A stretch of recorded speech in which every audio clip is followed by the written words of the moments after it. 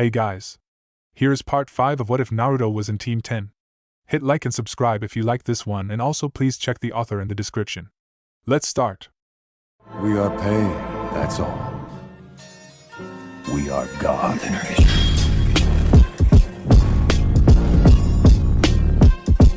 Chapter 21, What Fates Impose.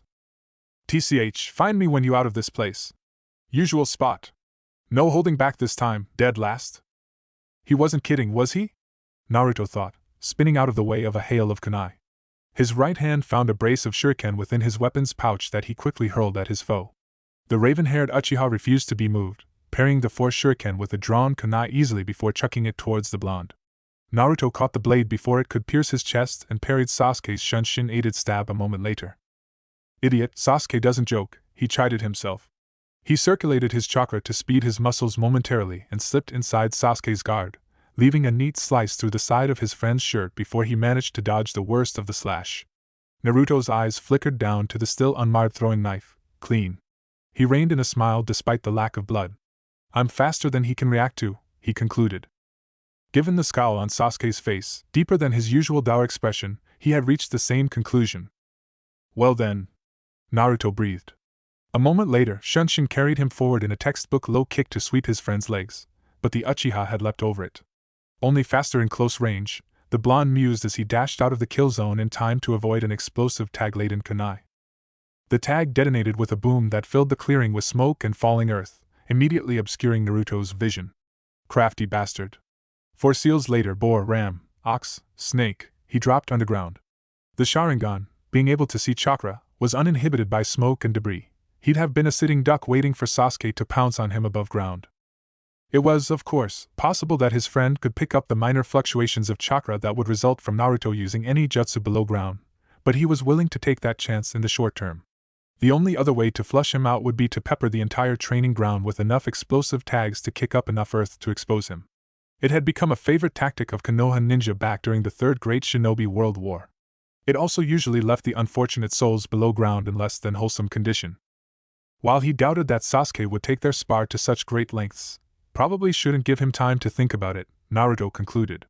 He formed a snake seal with his eyes closed in concentration, taking note of how deliberately he had to move whilst underground, need to work on that, and focused his chakra.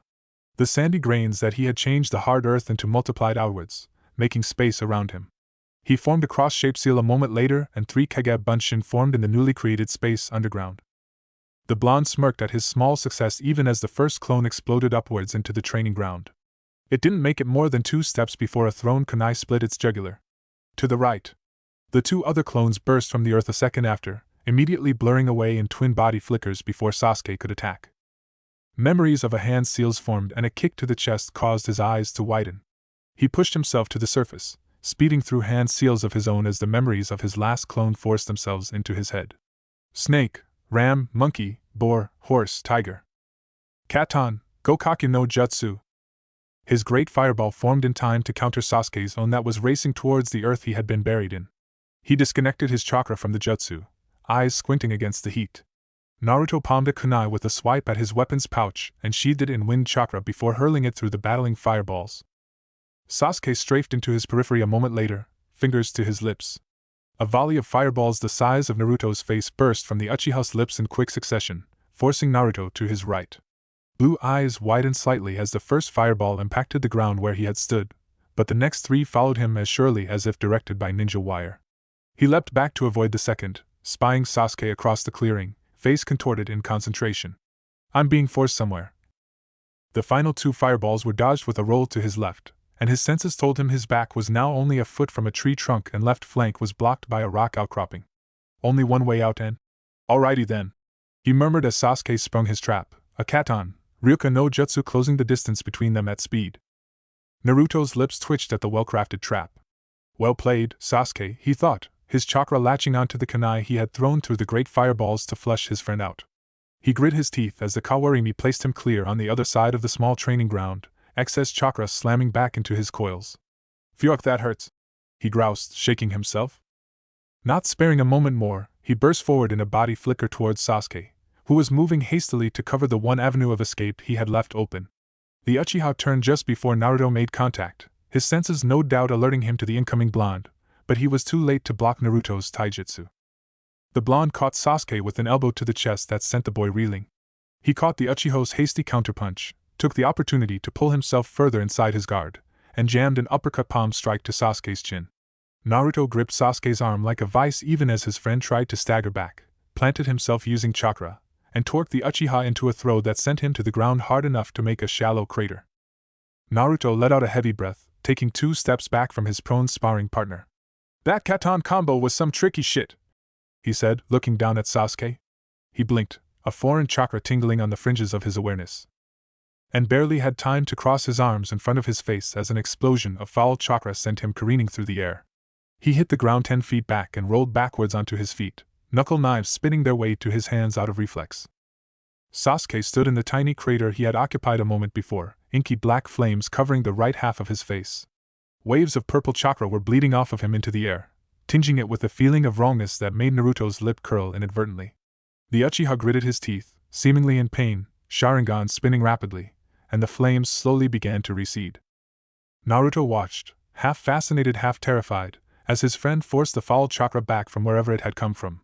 30 seconds that felt like an eternity later, Sasuke staggered forward a step before catching himself. The blonde kept his distance. "What the fuck was that?" Naruto exclaimed, knives still in hand despite the lack of foreign chakra tainting the air. Sasuke barked a laugh.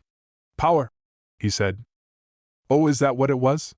You know I managed to get there myself, believe it or not. Mind sharing a few details, team?" He had expected some combination of Sasuke's usual aloofness about himself, a sneer and a put-down, a scowl and a put-down, maybe a straight-faced put-down, not the calculated gaze that settled upon him. "Possibly. You never mentioned what he was doing looking for you that day." "Ah, a trade. How'd you find out he was looking for me?" Naruto asked. He wouldn't play dumb, not with Sasuke, not about Itachi. The fact that Itachi had singled him out the night of the massacre remained his secret, though perhaps not for much longer. "He came here first," Sasuke said darkly. Naruto nodded. He knew that much from Tsunade, who had been forced to heal Hitaki Kakashi immediately upon her return to Konoha. Itachi had apparently done a number on the elite shinobi. "I overheard one of the Jonin talking about it. He said that you were his target." The blonde sighed, dropping to the ground and sitting cross-legged. "I told you years ago that I had people that I needed to be stronger than." "I believed you," Sasuke stated, arms crossed. How'd this turn into an interrogation? Naruto wondered. "Well, he's one of them." He trailed off, struggling not to quail under Sasuke's piercing gaze that all but said, "Figured that out, dope." "Fucking hell, patience isn't your strong suit, is it?" Naruto groused, tossing his friend a weak glare. Sasuke was, unsurprisingly, unmoved. "He's one of them, same with that shark-looking guy he was with. They're called Akatsuki." "Why?" Naruto paused, locking eyes with his friend and barely withheld a flinch at the raw fury that glared back at him. Breaking the staring contest, Naruto weighed his options for a moment. "Fuck it. Ino and Kiba know too. I was born the day the Kyuubi attacked," he began. "Turns out there's no way to kill a Biju, so the Yondaime sealed it. In me." "Itachi wants the Kyuubi?" Sasuke pressed, the manic look fading to slightly less crazed appraisal. Distantly, Naruto marveled at the single-mindedness one had to have to completely brush aside the fact that your friend had a massive, primeval chakra monster sealed inside of him. "He doesn't," he said. "Uchiha Madara does. He's the Uchiha clan patriarch." The raven-haired Chunin finished for him without missing a beat. "He's dead." "Apparently not, according to Itachi at least." Onyx's eyes narrowed in apparent confusion before, uncharacteristically, Sasuke began to pace. Naruto held his silence, letting his friend work through whatever mental gymnastics were undoubtedly taking place. "Why would he tell you that?" he all but whispered. "Madara wants to control all of the 9 Biju in order to." "Madara is dead. His ashes are in the first urn in the Uchiha clan crypt, next to his brother Izuna's," Sasuke declared. Naruto's brow furrowed. "So what are you saying?" The only way Sasuke's gaze could have been more intense was if his Sharingan was activated. "Itachi is the best liar I've ever met. Everything he does and says is for a purpose. Everything. He's manipulating you." To what end, though? In the years since Itachi's first declaration of Akatsuki's goals, Naruto had often wondered at the missing Nin's motivations. He had, however, trusted in Itachi's words. He had trained day and night, because how could he not? Ignoring the idea that there were people who wanted him dead had never been an option. For better or worse, Itachi's words had become gospel in his mind. And the trust Naruto had placed in that first meeting years previous had carried over to their most recent encounter. He hadn't stopped to consider the possibility that Itachi was lying. And the story itself was, quite frankly, unbelievable. Like Sasuke said, Madara was dead, confirmed so, apparently. Even you would have come up with a better lie than that, Gaki. And yet Jiraiya's words from when Naruto had confided in him rang true in his mind. While it was unbelievable, it was almost just unbelievable enough to be true. Itachi, gifted liar that he surely was, could have come up with something better than what he had told Naruto. But arguing with Sasuke about his brother's motivations wasn't something Naruto had time for. So, what then? He asked instead. It changes nothing. He is mine to kill, the Uchiha declared instantly, turning back to face him fully. The intensity of his gaze faded and a more familiar smirk settled itself on Sasuke's face after a moment. You're welcome to all the rest. Naruto couldn't contain a snort. Sasuke will be Sasuke. Always the generous one, team. Should talk to Jiraiya-sensei about this, the blonde mused as the two Chunin fell into silence.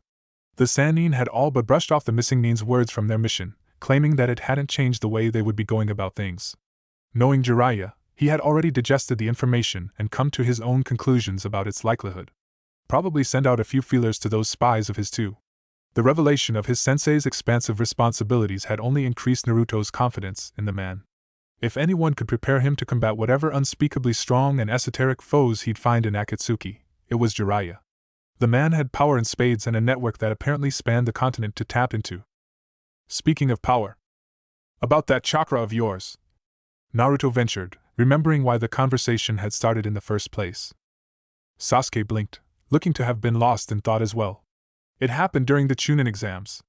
Orochimaru gave it to me, he said plainly, as if he wasn't talking about one of Konoha's most infamous traitors. He rolled his right shoulder forward and pulled the high collar of his shirt down, exposing 3 black, comma-like marks arrayed in a circular formation. Naruto felt his eyes widen as his stomach dropped to his feet. He's fucking everywhere. What did he say? The Uchiha shrugged. To use it. That it would help me with him when the time came. The blonde felt the hairs on his arms stand up as a wave of coldness swept over him. I'm not the only one he's after, Naruto realized in a moment of total clarity. One didn't give the gift of power without asking for something in return. And you're gonna just go with that? He asked incredulously. Sasuke scoffed, favoring Naruto with a glare that conveyed exactly how stupid he considered the blonde for even asking. Of course not, idiot, he said, as if it was just that simple. Naruto blinked, the unease in his gut calming slightly. Kakashi knows? Mild irritation crossed Sasuke's face. He nodded once. He placed a containment seal around it. The unease returned in full force. Either Kakashi wasn't much of a sealing expert, or Orochimaru's mark was that much more powerful because the chakra Naruto had felt coming from his friend had been many things, contained not being one of them. He'd added to the list of subjects to broach with Jiraiya when he next saw him. What was that jutsu you used against the Sand Genin? Sasuke asked, shaking Naruto from his musings. Huh! Oh, Rasengan, he said. He gripped his wrist and spun his chakra into what was now a familiar sphere, the sound of hundreds of blades grinding on whetstones filling the training ground. Naruto looked up to see Sasuke staring at his technique, Sharingan activated. He quelled the spike of resentment at seeing the powerful dojutsu, cutting the flow of his chakra after a few moments. HN. You've gotten better, Sasuke said as the jutsu dissipated, red eyes fading to onyx. Always the tone of surprise, Naruto quipped with a half-smile. It was the Uchiha's turn to snort. You were never as useless as the rest of the losers from our class. Not that that's saying anything. You really know how to make a guy feel good about himself, you know that? Who was the one on the ground a few minutes ago, A dark look passed over Sasuke at the reminder of his defeat in their spar, his lip curling in disgust. Naruto barked a laugh. Don't look so cheery, bastard. I've beaten you before.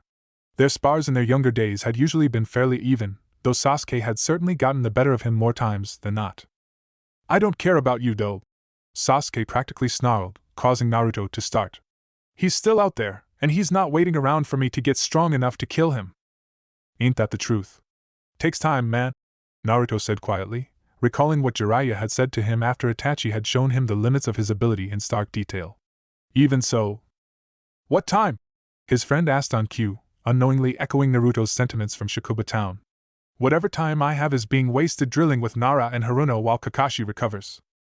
Distantly, Naruto wondered at his own fortune at having landed Jiraiya as a sensei. The man didn't give a damn about protocol, understatement of the year there, and was more than happy to abscond with his student whenever the urge to teach struck him. It had happened more often in the days following Tsunade's ascension, the Sannin following through on his promise to take Naruto's training more seriously in light of Akatsuki's movements. It showed too, given his spar with Sasuke. As far as he was from the level that he needed to be at to weather Akatsuki's storm, he could see how far he had come since Jiraiya had started teaching him back during the exams. The man preached celebrating the small victories whenever you could, and Naruto was doing his best to adhere to it regardless of the magnitude of Akatsuki's current advantage. In that light, however, he could see why Sasuke was as visibly frustrated as he was. Though he had never been as viscerally affected by losing to Naruto before. Itachi really fucked him up, the blonde thought, containing a chuckle at the massive understatement. He had always known Itachi had owned the majority of the real estate in Sasuke's head, he just hadn't realized how serious the damage was. He killed his whole family, you fucking idiot, he chided himself, tendrils of worry for his friend's well-being creeping in. What was that technique you used back in Shikuba town? He asked suddenly.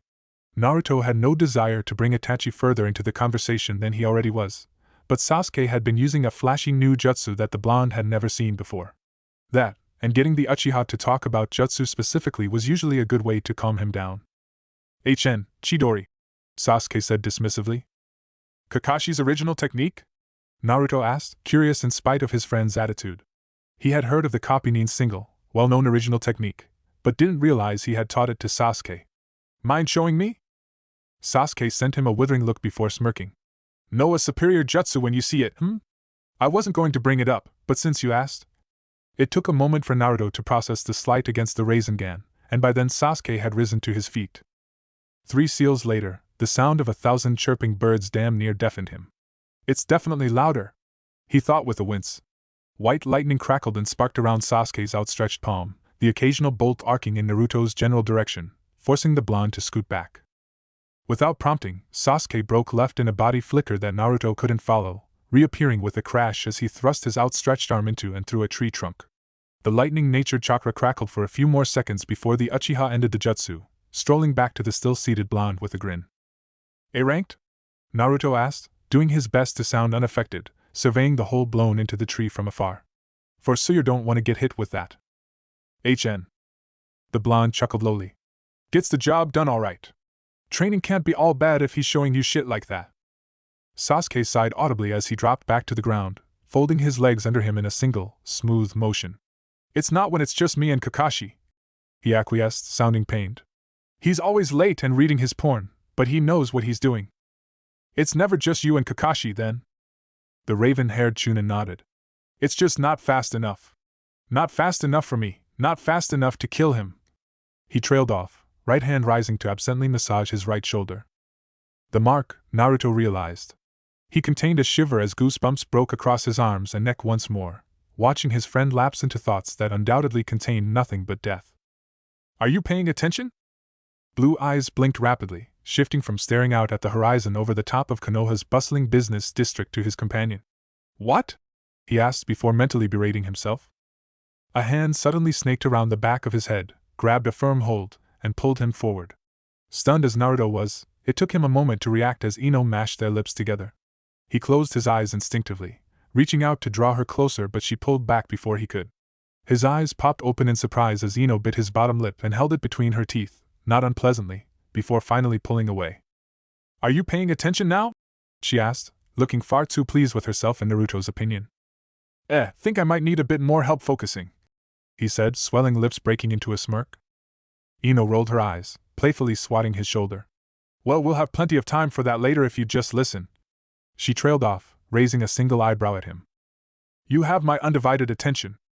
Boys, she huffed in what was undoubtedly supposed to be an exasperated tone. Her small smile belied her irritation, however. What's she like? Naruto shook himself briefly. What's who like? He asked. Tsunade, Ino stated in a tone that almost made Naruto roll his eyes. She knows I wasn't paying attention earlier. You were on the mission that brought her back, so you must have talked with her at some point. Oh yeah, he said, all eloquence. Kind of a bitch, to be honest. Drinks a lot, gambles a lot. Really strong though.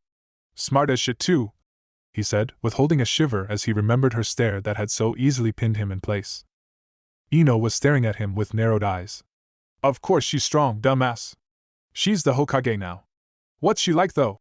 She pressed. Like, what makes her tick? Why is she so strong? Naruto blinked, cocking his head to the side. Why the sudden interest? He queried. His companion shifted slightly next to him. You remember that talk we had before the Chunin exams? I gotcha, he said quickly, recalling her insecurities about becoming a strong kunoichi coupled with the lack of support her parents were giving her. He exhaled heavily, calling up his memories of Tsunade from the mission and after. Talent, obviously, but it's more than that.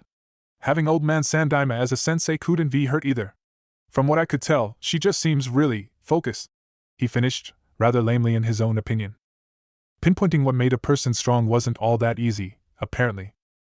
Now that he thought about it, pretty much every strong shinobi he had met recently could be described, in some way, shape, or form, as being intensely focused. Orochimaru certainly was, Jiraiya as well. And apparently his father had been too. Focus, Ino repeated slowly, incredulity marring her face. Naruto reached up and scratched the back of his head bashfully. She scoffed. Some help you are. What, did you expect me to write you an essay? I've known the woman for like 3 weeks, the blonde Chunin said defensively. I expected, I don't know, some actual insight. Aren't Chunin supposed to be critical thinkers? She huffed. Naruto rolled his eyes, knowing better than to take Ino too seriously.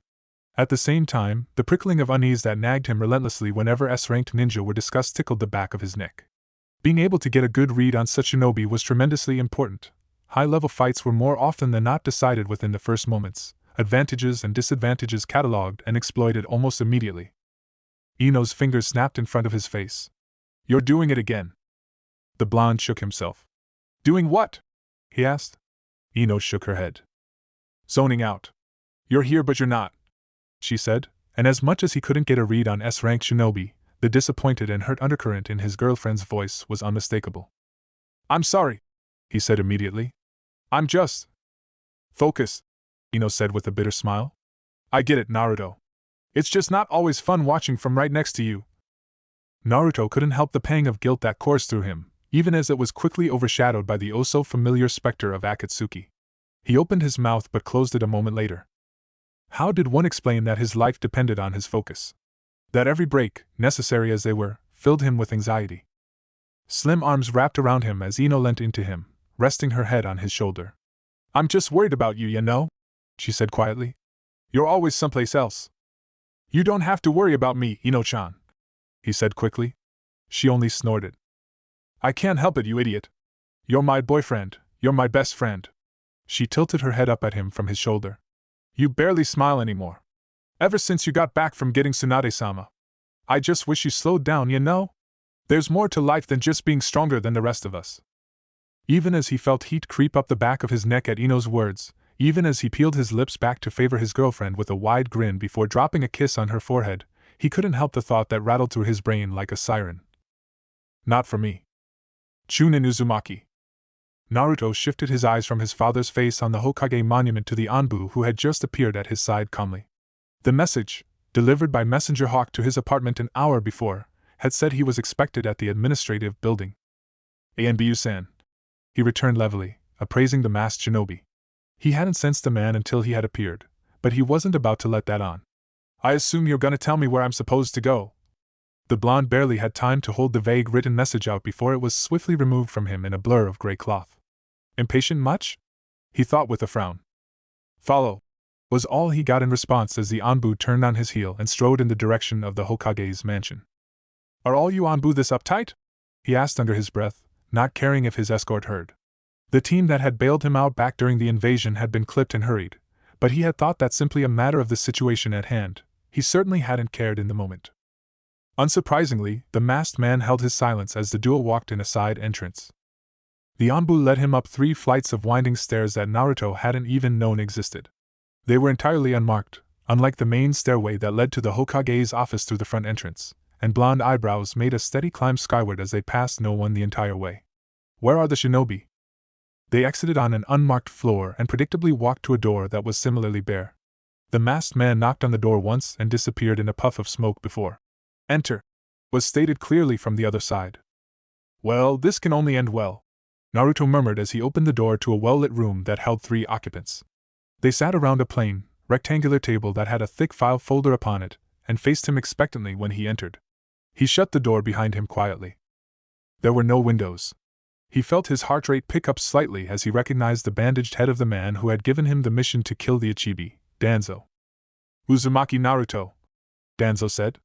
"This is Udatain Kohara and Mitokado Hamiura, the late Hokage's advisors." "And where's the current Hokage?" The blonde heard himself speak out of reflex. "Currently meeting with the clan heads," the woman named Koharu responded without missing a beat. Naruto blinked, surveying the 3 elders whose faces might as well have been carved from granite. "Please sit, Uzumaki-san," she said, gesturing to the single unoccupied chair that was opposite them. He dropped himself into the not particularly comfortable chair as Hamiura declared. "You're nervous." "I'm not nervous." "Yeah," Naruto confirmed, not bothering to try to hide his emotions, for all the little good it would have done in this room. Between Ino's probing and Sasuke's jumpiness the last few days, he wasn't in the mood to beat around the bush. "What's this about?"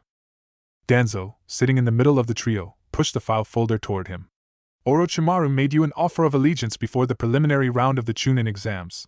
You encountered him once more on your most recent mission, where he revealed classified information to you regarding October the 10th 13 years ago. You read my debriefs," Naruto confirmed. Glancing down, his eyes narrowed at seeing the Snake Sannin's name printed on the top of the file folder. He felt his hackles rise much as they had in his discussion with Sarutobi and the examiners before the preliminaries. "I went over this with the Sandaime. I'm not about to defect," he bit out. Danzo's lips twitched. "That's very good to hear. One could, however, argue that you have as much cause as any to be displeased with Konoha. You can understand our reticence, I'm sure.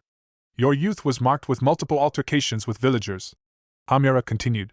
"Your academy instructors slighted you consistently, whether in their instruction or in their reviews.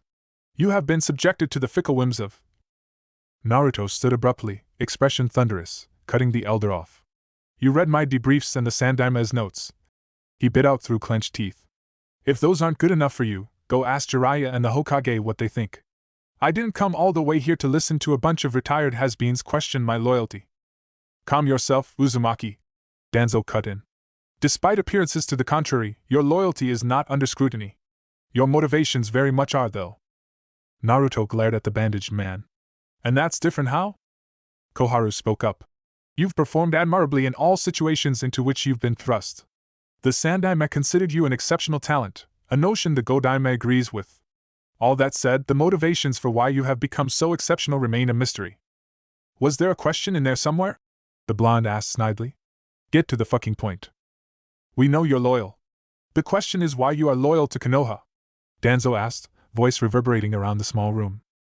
Naruto paused. It was a question he hadn't given much consideration to before. It was all he'd ever known, for sure, but he expected such an answer wasn't what these 3 were looking for. "It's my home," he said quietly, but truthfully. Regardless of his relationship with the unendingly fickle populace, Konoha was home. My what? Family? My people are here," he finally said. Outwardly, his declaration, unsure that it was, had no visible effect on the 3 elders. They sat silently, observing Naruto's still standing form as the blonde fought the urge to fidget under their collective scrutiny. "Do you know what has made Konoha the greatest of all the hidden villages, Uzumaki?" Danzo asked. Naruto quirked an eyebrow and said nothing. "At its core, Konoha is no different than any other hidden village. Minus a few standouts, our shinobi are no more exceptional than Kumo's or Kiri's. Regardless of what you may have been told, we are no smarter than Iwa, nor are we tougher than Suna. On the whole, we are all the same. What separates us, then, is how we handle adversity," Danzo continued. "Since the day the Senju and Uchiha came together to form this village, the others have perceived us as the strongest. We had the strongest clans at the outset, and thus the strongest village. Our world is predicated on power and reputation, and so the others have either sought to ally with us or, more frequently, destroy us. Each and every Hokage has fought against immeasurable odds, oftentimes pulling the village from the brink of destruction by force of will alone." Danzo leaned back in his chair. "You are undoubtedly aware of this fact. Your very existence is a testament to Namikaze Minato's dedication to Konoha." Naruto fought to keep a glare from rematerializing on his face at the mention of his father.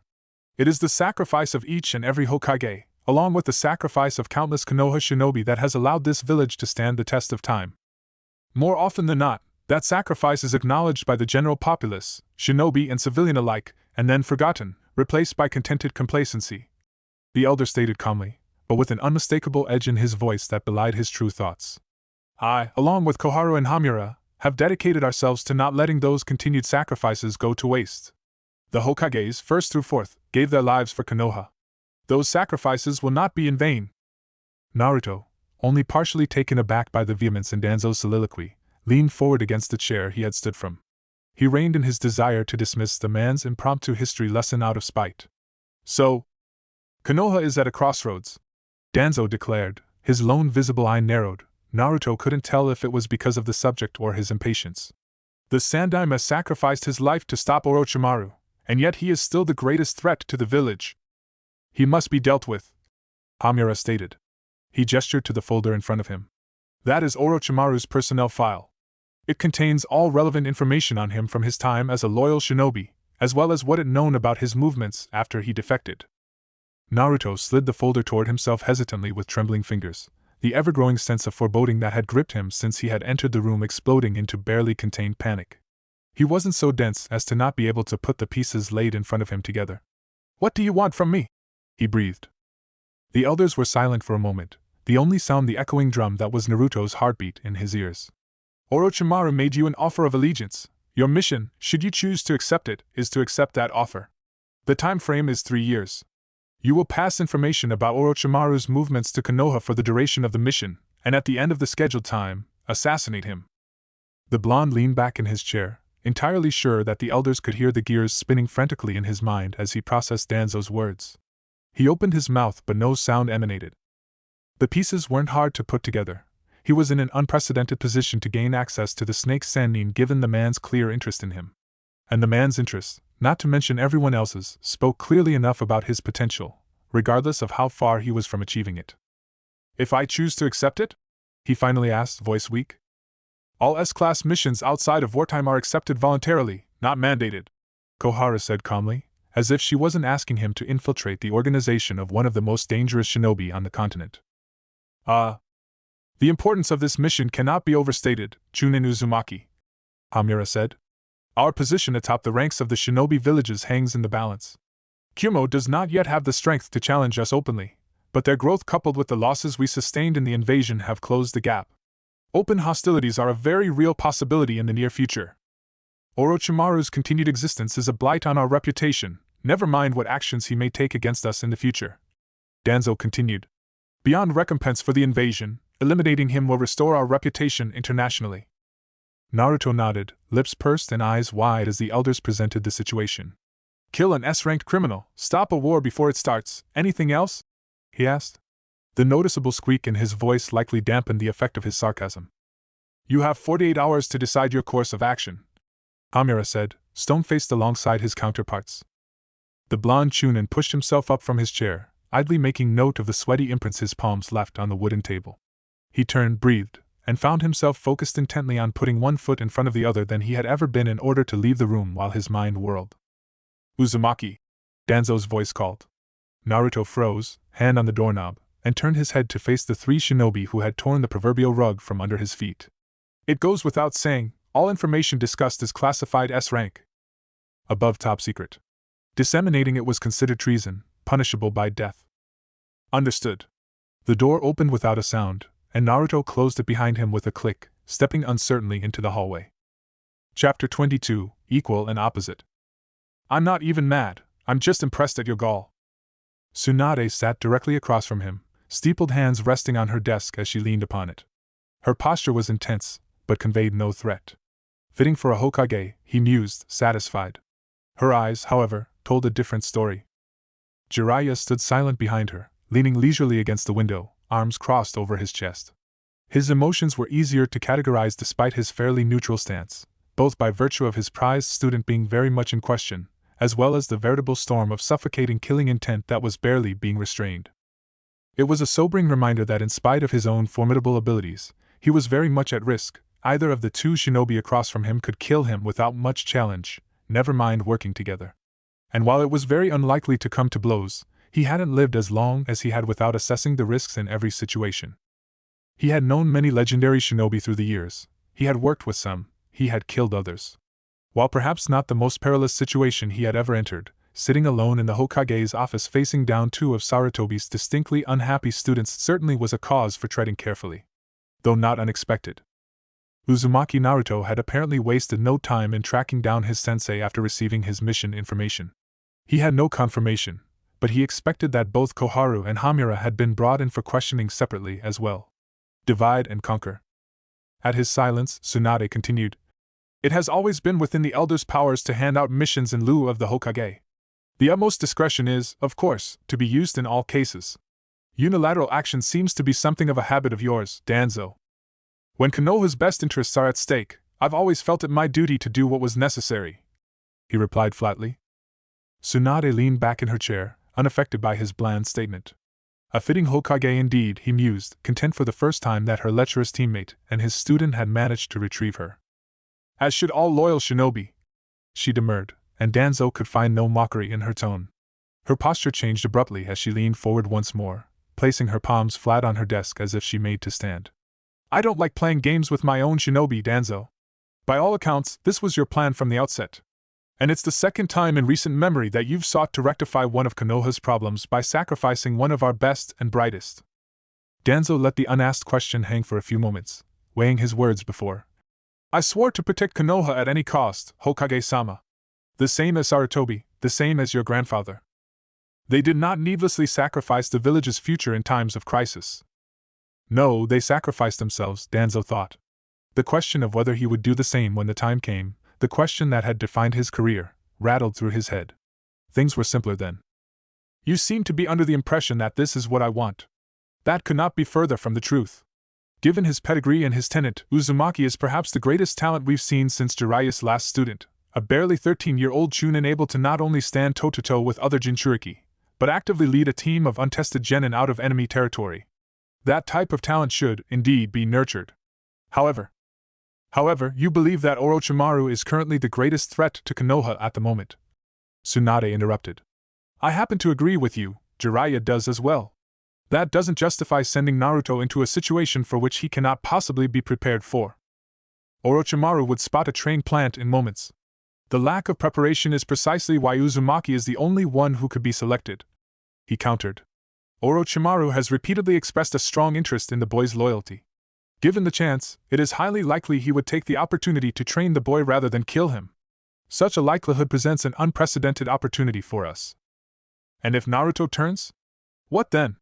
Behind Tsunade, Jiraiya's narrowed eyes flickered to her before snapping back to Danzo. The elder paused, surprised in spite of himself at the Godaime's frankness.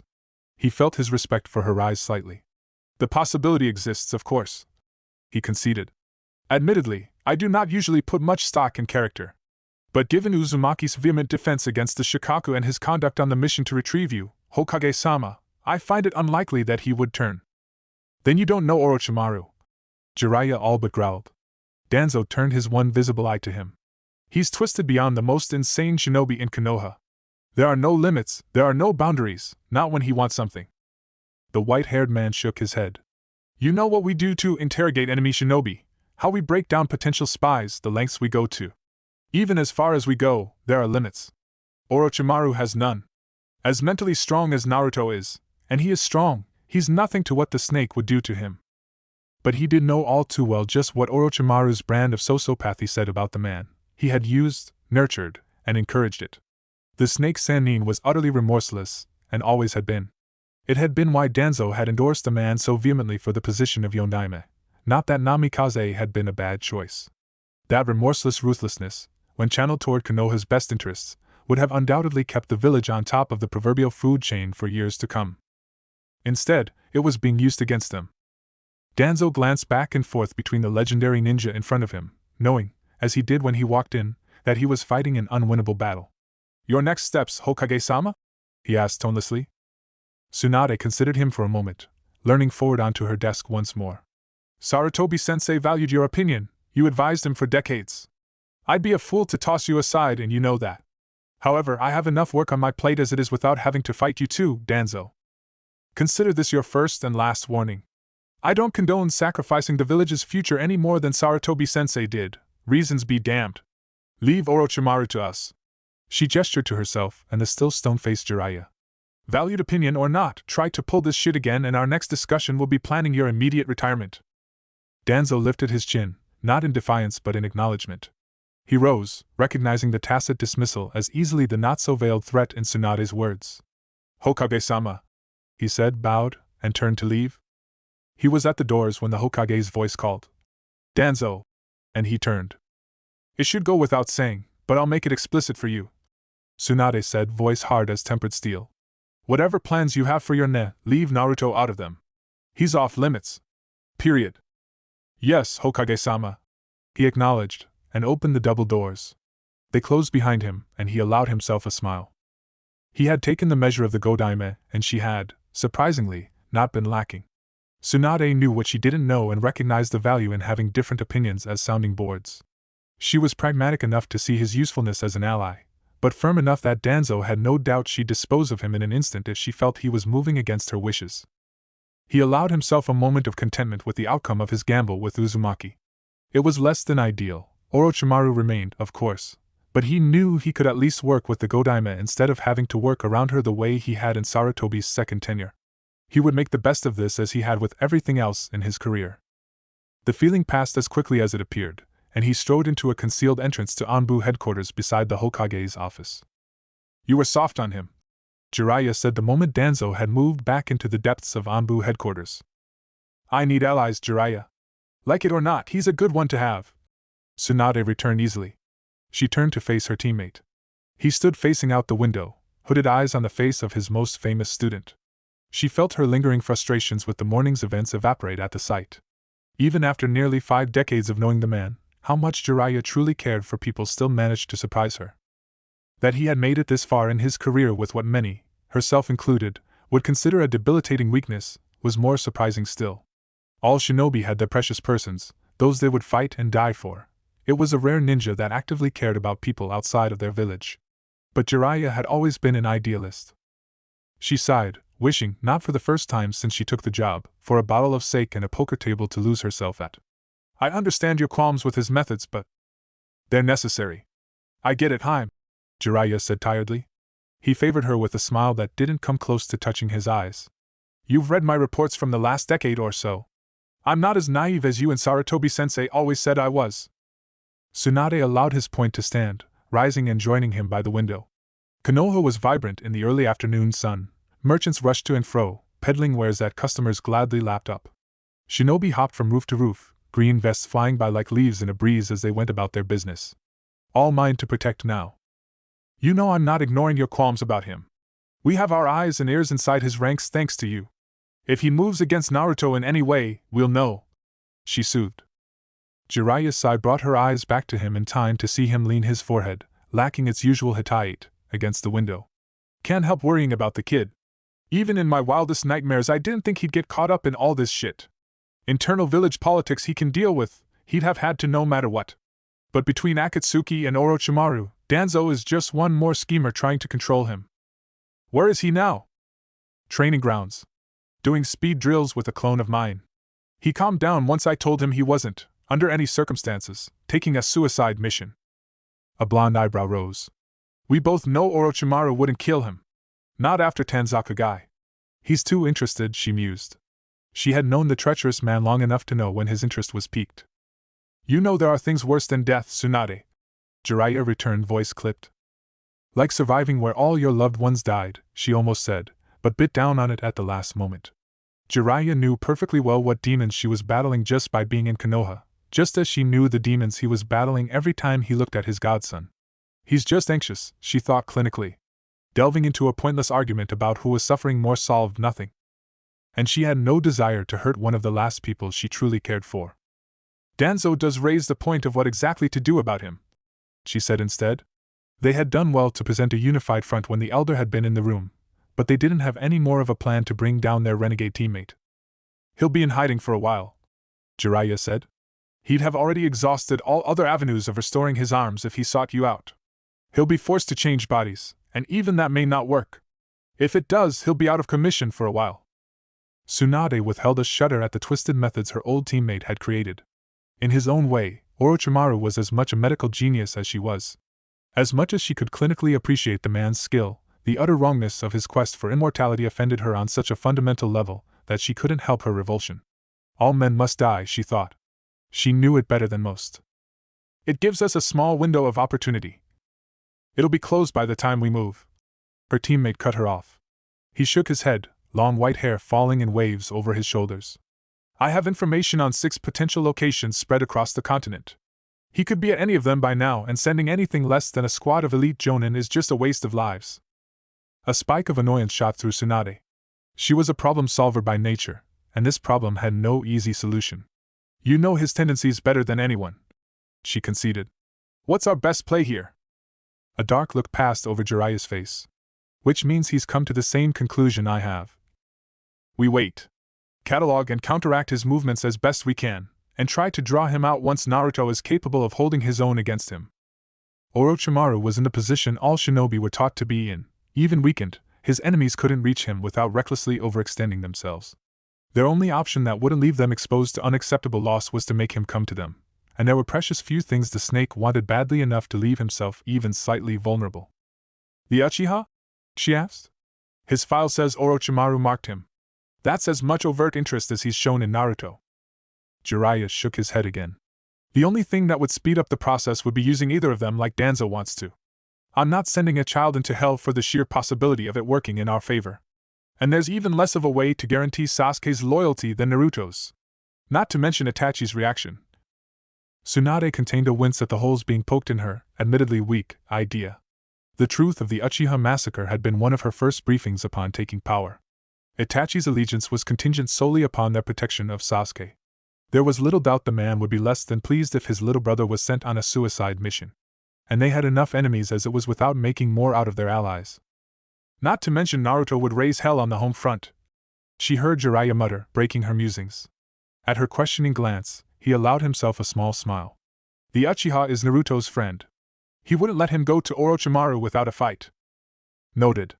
She let the new information pass from her mind. So we're stuck playing catch-up, she declared, doing her best to keep the frustration out of her voice. Less than a week on the job and she was already losing sleep. Do you have updates on anyone else who wants to kill us all? Some warmth returned to Jiraiya's face at her black humor. Always tough to keep him down for long. You want to start with the villages or the mercenary organization trying to control the Biju?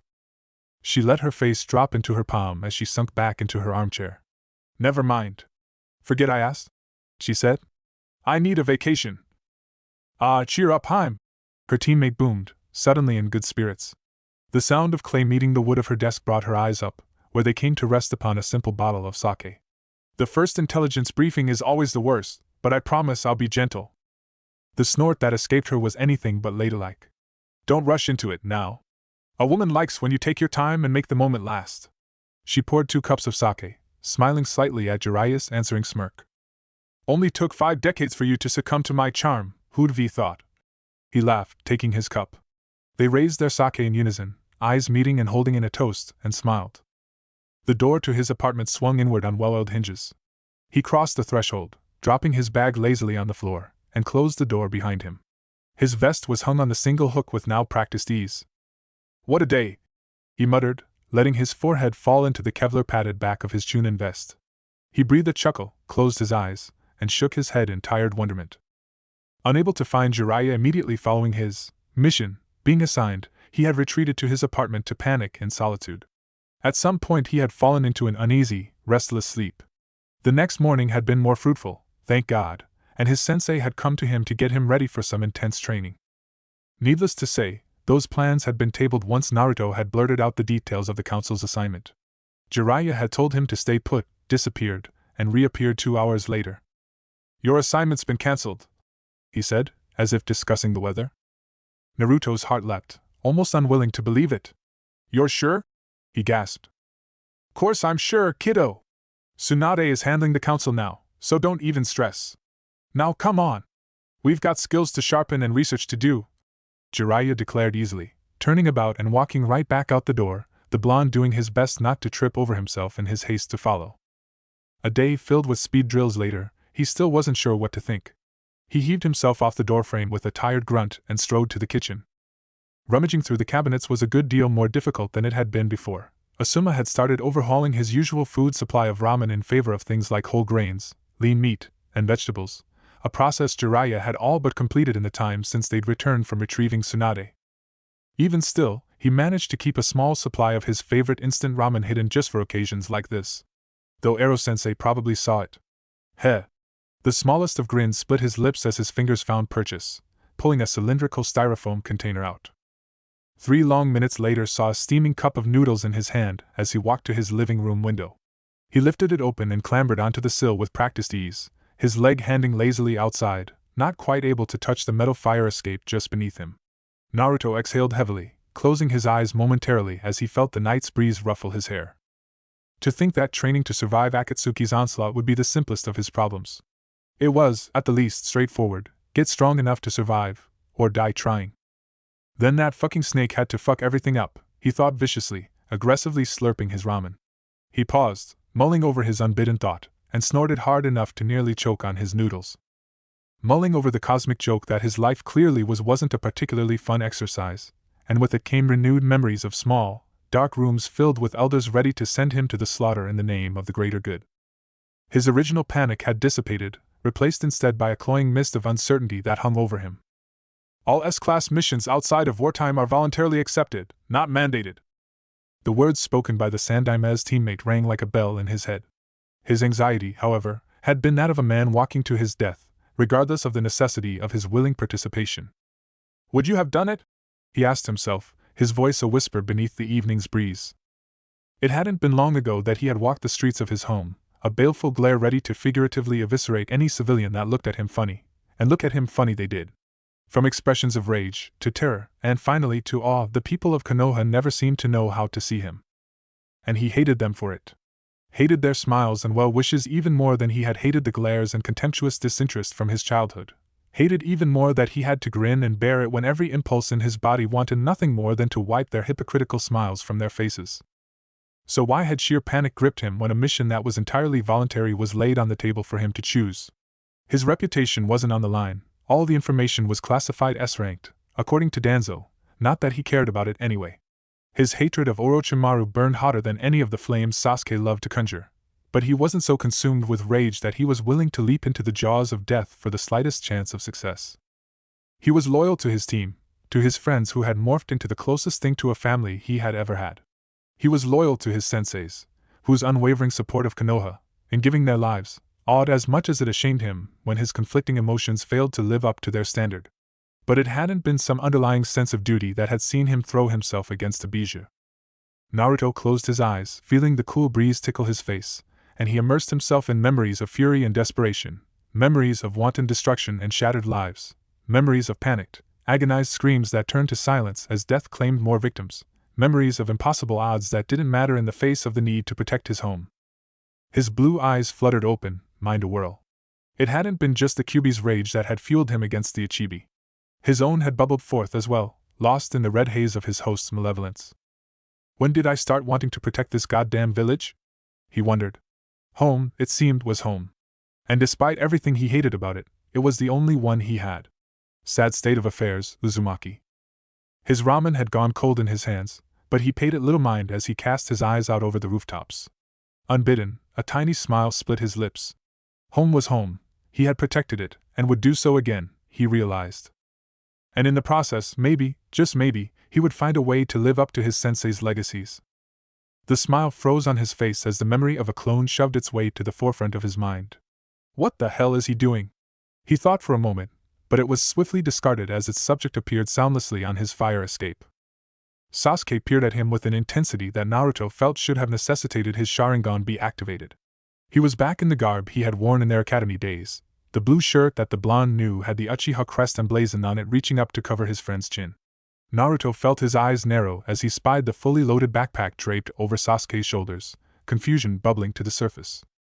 We need to talk. Not wearing your vest? Naruto asked after Sasuke had bullied himself into his apartment.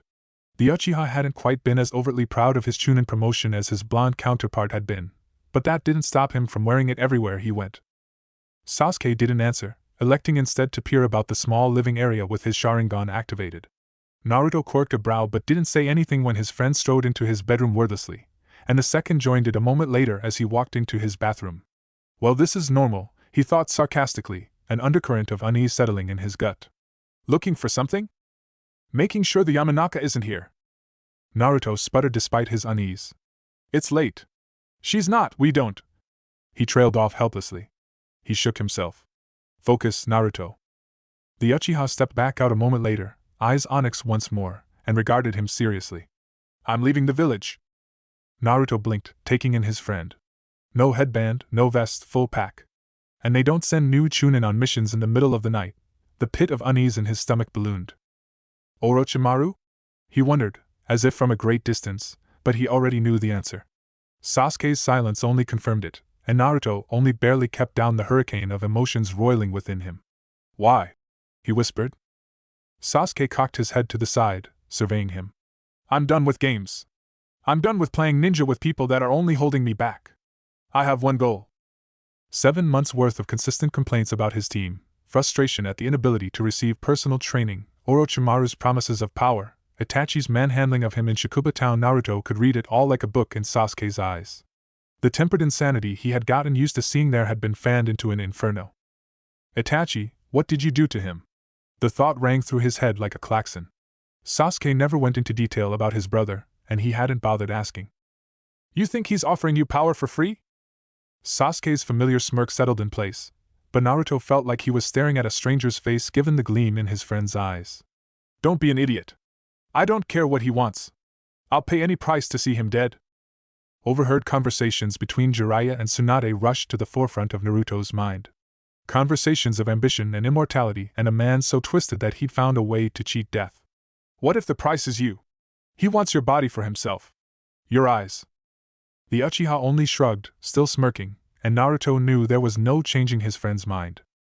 Why are you telling me this? He burst out. You know I. Sasuke's chuckle cut him off. You have to what, Dobe? Stop me? No you don't, his friend said. You're like me. You know what it's like to have someone to kill. Naruto's eyes snapped to Sasuke's onyx orbs at the syllable. But he didn't see the usual derision he got from people when they asked him why he did things. He didn't see the polite curiosity or indulgence that he got when he spoke to the Hokage. Naruto saw two eyes sizing him up, assessing him. He straightened almost unconsciously. I've got some people that. That what? That I need to kill? Naruto asked himself. People that I've got to be stronger than. He expected a shrug, a laugh, a put down, or an insult to his skills. He didn't expect understanding in the eyes of the class genius. He didn't expect a nod. And he didn't expect. So do I. The memory of their first conversation played itself out in Naruto's mind like it had been yesterday. Why are you here? He whispered. Come with me, Sasuke demanded. I spoke with his men earlier tonight. They say he made you an offer too. Did he? He attacked the village. Naruto returned, not willing to confirm what Sasuke clearly already knew. The Uchiha laughed derisively. You care about these people? You told me about the Kyuubi, and I've seen how the villagers treat you because of it. You can't lie to me, Naruto. These people don't mean anything to you. Clarity struck Naruto like a hammer blow, and he remembered his thoughts from a week earlier, when he and Sasuke had trained together. The mark. It's changing him. He's not thinking straight. Why should I come with you? He asked, a bizarre calm settling over him at the realization of his friend's plight. Sasuke cocked his head to the side. Me and you, we're the same. The same drive, the same goals. Itachi is mine, but that leaves you with all the rest. The Uchiha bared his teeth in something that couldn't be called a smile. You'll need some help. Naruto felt his lips twitch in spite of himself. Sasuke will be Sasuke. Even now. How nice of you. That's what friends are for, Sasuke said, shrugging, and Naruto nearly started. The Uchiha had never referred to them as friends before, no matter how Naruto considered them. It wasn't in his nature. Avengers didn't need friends. His resolve crystallized. I need to stop him. And there's no way I can talk him out of it when he's like this. Which meant he'd have to be subdued. Where are we meeting his men? He asked. Sasuke didn't react with anything more than a slight smirk. He never doubted that I'd come with him, Naruto realized. We're hidden past the North Gate. Pack for 2 days hard travel. We? Naruto burst out. His friend chuckled darkly. Kage Bunshin is pretty useful. I told them you'd come, but they made me send a clone just in case you decided to get stupid. Fuck fuck. He must have copied it in one of our spars. And if I dispel him, they split. I'll get my bag, he said, trying to contain his alarm. Hurry up. We leave in 15 minutes and they haven't told me where to. Yeah. Naruto trailed off, hustling to his room, feeling like his heart was beating out of his chest. And with him watching me, I can't make my own clone to warn anyone, he thought frantically, and he heard Sasuke follow closely behind him. He's not leaving this to chance. And even if I make one hit, he'll still feel the chakra output. Shit! He packed his bag haphazardly, mind a whirl trying to come up with a plan. I have to find a way to take them out. But dealing with Sasuke alone was hard enough, never mind however many other men Orochimaru had sent to escort them. How many people are we traveling with? He asked casually, slinging his pack over his shoulder. 4. Sasuke answered easily. 3 widows and a girl who can't stop cursing, he said with distaste. Kyubi, Naruto concluded with dread. If put out enough chakra, I'll alert an Anbu patrol even if I can't stop them myself. Conversation should be fun, he returned weakly. They slipped out of the still open window soundlessly and vaulted to the rooftop. Clinging to shadows, they hopped from roof to roof. Blue eyes flickered about, searching in vain for a hidden patrol that might happen upon them, but didn't trust the hope. Konoha was undermanned still from the invasion, patrols limited to the village walls while Anbu and regular shinobi were limited.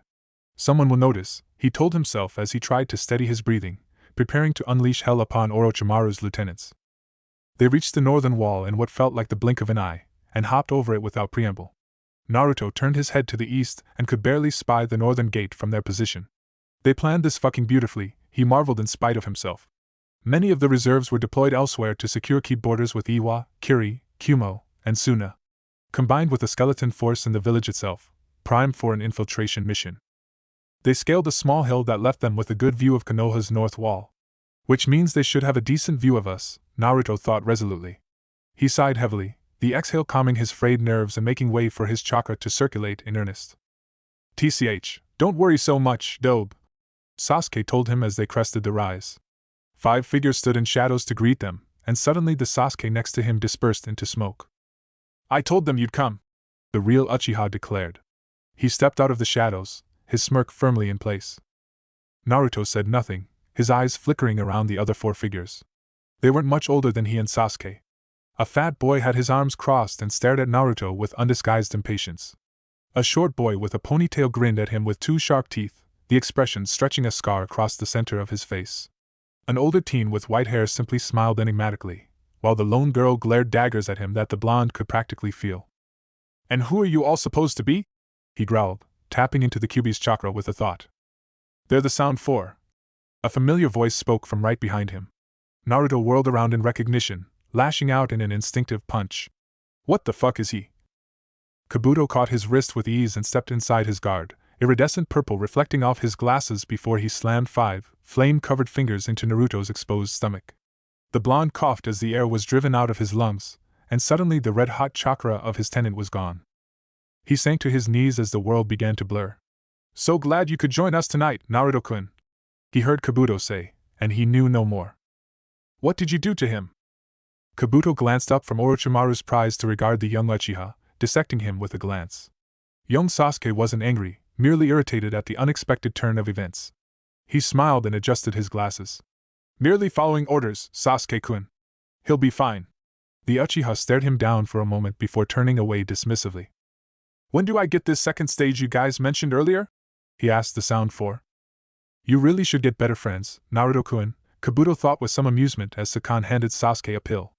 Come all this way to save your friend, only to have him turn his back on you. Perhaps Orochimaru-sama won't have to teach that lesson after all. He picked the blonde Jinchuriki up and walked to Jirobo. Take him, he commanded. The fat teen took Naruto without effort, merely scowling at the added weight. Kabuto paid him no mind, laying a hand covered with medical chakra on the blonde's forehead for a moment. He won't wake until I draw him out of unconsciousness. We'll rendezvous at the border if I don't catch you earlier. You're not coming with us? Kidamura asked. Kabuto smiled, his eyes darting to the container that Sasuke had climbed his way into. All according to plan. I have one last task here, he told them. That was all they needed to hear, as they nodded and dispersed into the trees. The spy turned back to regard Konoha, moonlight illuminating it from above. Someone has to lay the groundwork for Naruto-kun's defection. Chapter 23, Circular Reasoning. I don't believe you. She should have known something was drastically wrong when an Anbu had knocked on her clan's door. Good news had never been delivered by Anbu. She should have known something was drastically wrong when she was escorted to the Hokage's office, and was greeted by a shell-shocked and tearful Sakura. She should have known something was drastically wrong when Hatake Kakashi escorted Kiba and Shikamaru in minutes later, his lone eye unreadable. The Hokage had sat with her back to them, facing the village until Kakashi had brought the two boys in. She had swiveled to face them, expression stony, and shattered Ino's world. Last night, Uchiha Sasuke and Uzumaki Naruto defected to Orochimaru's Otogekure, Tsunade declared. The words hung heavy for what felt like an eternity, ringing through Ino's head like a klaxon. That's not possible, she thought. We were just together the other day. They had gotten dinner and made their way up to their spot on top of the Hokage monument. He had only listened to her on and off, but he did that from time to time these days. He's always so wrapped up in his training, she thought, a familiar fondness for her boyfriend creeping up. Distantly, she could hear Kiba yelling something. At Sakura? She paid it no mind. We have plans today, she remembered. They were going to get lunch whenever he broke with Jiraiya, and she was going to do her best to draw him out of the gloom he had been in for the past few weeks. He's been so on edge since he brought the Hokage back. She glanced at the Godaime to find honey-brown eyes fixated on her, undisguised pity all too easy to see. Suddenly, the room snapped back into clarity. Kakashi had managed to hush Kiba, a firm hand on his shoulder, but the feral boy was still growling like Akamaru. Shikamaru looked pensive, which would have been normal if the usually present undercurrent of boredom hadn't been replaced by tension in his shoulders that Ino had never seen before. Sakura was still a mess, tears running freely down her face, though she was silent. Ino returned her eyes to the Hokage. I don't believe you. Her voice was clear, belying the creeping panic that had set her heart racing in her chest at the reminder of the Godaime's words. He couldn't, he wouldn't leave us. Leave me. She pushed the memories of his newfound distance and reticence away. He hates Orochimaru, she said, and knew it to be the truth. Tsunade's lips thinned. Our barrier core team brought us the information this morning. Sasuke's chakra signature exited the village at roughly 20 hours 30, before returning briefly. Just before 2100 hours, Naruto and Sasuke exited the village together. I followed him, Sakura said weakly. Ino spun to face her old friend. Sasuke-kun had been acting weird for weeks. Orochimaru did something to him during the Chunin exams. He wasn't thinking straight. I started keeping an eye on him a few nights ago, and last night he packed a bag and headed for the gate. I tried to stop him but he knocked me out. She finished around a sob. He came back for Naruto, Ino realized. Her fist clenched at her side. He must have been trying to stop him. She burst out, whirling to face the Hokage. We need to send a team after them. What happened to the team? Shikamaru asked before the Hokage could respond. Ino turned, only to see one of her oldest friends looking more stricken than she had ever thought possible. A recon team is dispatched after any barrier disturbance is recorded, the young Chunin said, voice analytical even as his face was ashen. What happened to them? It was Kakashi who answered. I found their bodies this morning, the Jonin said. When the official report came down, Hokage-sama sent me in pursuit. The Chunin team had been dead for hours by the time I found them. Their bodies had damage consistent with both Sasuke's and Naruto's techniques. No, Ino whispered. That's not true. He wouldn't. Tsunade pushed a slim file folder forward on her desk, nodding for them to take a look. Ino rushed forward and threw it open, Shikamaru and Kiba hovering over her shoulders. She picked up a print of the markings on one of the very clearly dead shinobi. She winced at the sight of a naked woman's torso with deadly damage all too visible. Deep, purple bruises pockmarked the washed-out skin, but the cause of death was easy to see. Fine, twin slashes intersected in the middle, like an X, and went so deep that Ino was surprised the torso was still in one piece. Her stomach turned as she recoiled, and not at the image in front of her. She had seen similar damage more times than she could count ever since Naruto had been gifted Asuma's trench knives. Ino dropped the photo to the desk and stumbled back a step between the two boys. They rushed forward to get a better look at the pictures, but the blonde wasn't paying attention to them anymore. Why would he do this? To us? To me? We're a team. We're best friends. We're supposed to be together. He was her rock, the foundation on which she had been able to lean ever since Asuma had died. He was the one who listened when her parents dismissed her. He was the one who calmed her when she was anxious. He was the one who kept her steady when she faltered. He was the one who would always be there. Believe me, if you don't believe yourself. Her vision began to blur, and it took a moment for Ino to realize that she was crying. The realization hit her over the head like a hammer, and suddenly she couldn't stop the tears. A muted cry left her lips as sobs racked her body, and she would have collapsed to the ground if not for Tsunade appearing at her shoulder. Easy, girl, the older woman soothed. Ino felt herself drawn into an embrace. She clutched at the Godaime's vest like a lifeline and buried her head in Tsunade's shoulder, trying harder than she had ever tried before to hold back the scream that was tearing itself from her lungs. Kakashi, take your team, she heard the Hokage instruct from miles away. The sound of her tears drowned out whatever noise Team 7 made as they exited. How could he do this? She thought as she was guided to and sat in a comfortable chair. Her eyes cleared enough to see the Hokage sitting across from her, hands steeped before her face, and the reality of where she was and what was going on struck her like a physical blow. She wiped at her eyes desperately, trying to regain some semblance of decorum in front of her village's leader. Hokage-sama, she began, and managed to hold back her sobs. I'm sorry for my outburst. It won't happen again. Tsunade waved her off. This is understandably distressing news. Normally, your Jonin sensei would work with you in similar situations. As it stands, I'm here to answer any questions you two may have today. Just today, Ino thought. The Hokage had far better things to do than console Tsugenin. I wish you were here, Asuma sensei. I'm gonna kill him, Kiba growled. Both of them. She whirled to face her teammate, a biting retort on her lips, but stopped dead at the sight of him. He was sat in a chair just like hers, his hands clenched so tight that she could see blood beginning to seep through his fingers. Her anger evaporated at the sight of unshed tears in his eyes, and she reached out for his right hand. He let her take it without a fight, and she slowly began to unwind his claws. Is there anything we can do? She asked the Hokage softly. To get him back? The Godaime surveyed her with a stare that pinned her in place. As of now, no. We have a hunter squad tracking their whereabouts. Both Naruto and Sasuke have been classified as Nuke Nin. A ranked for Naruto, B ranked for Sasuke. Kill on sight, Kiba said, all the fire gone out of his voice. Ino contained a whimper. That's correct. Is there any chance there's a mistake? Ino asked. Tsunade paused, eyes flickering back and forth between the two genin. Based on the information we have, it's highly unlikely. But there's always a chance we've missed something. So no. Was there any indication that Naruto was discontent? Any odd behaviors? Deviations from how he normally acted? The Hokage asked. Kiba shook his head mutely while Ino considered. He was distant. Ever since he and Jiraiya came back from, well, getting me, yes. Tsunade finished with a slight smile. Go on. He would zone out sometimes, he always did, really, but more when he came back. He seemed anxious. She finished, racking her brain for anything that could help. The Hokage was silent for nearly a minute, electing to observe them. Ino kept a vice grip on Kiba's hand, doing her best to steady herself, the question why burning its way through her mind.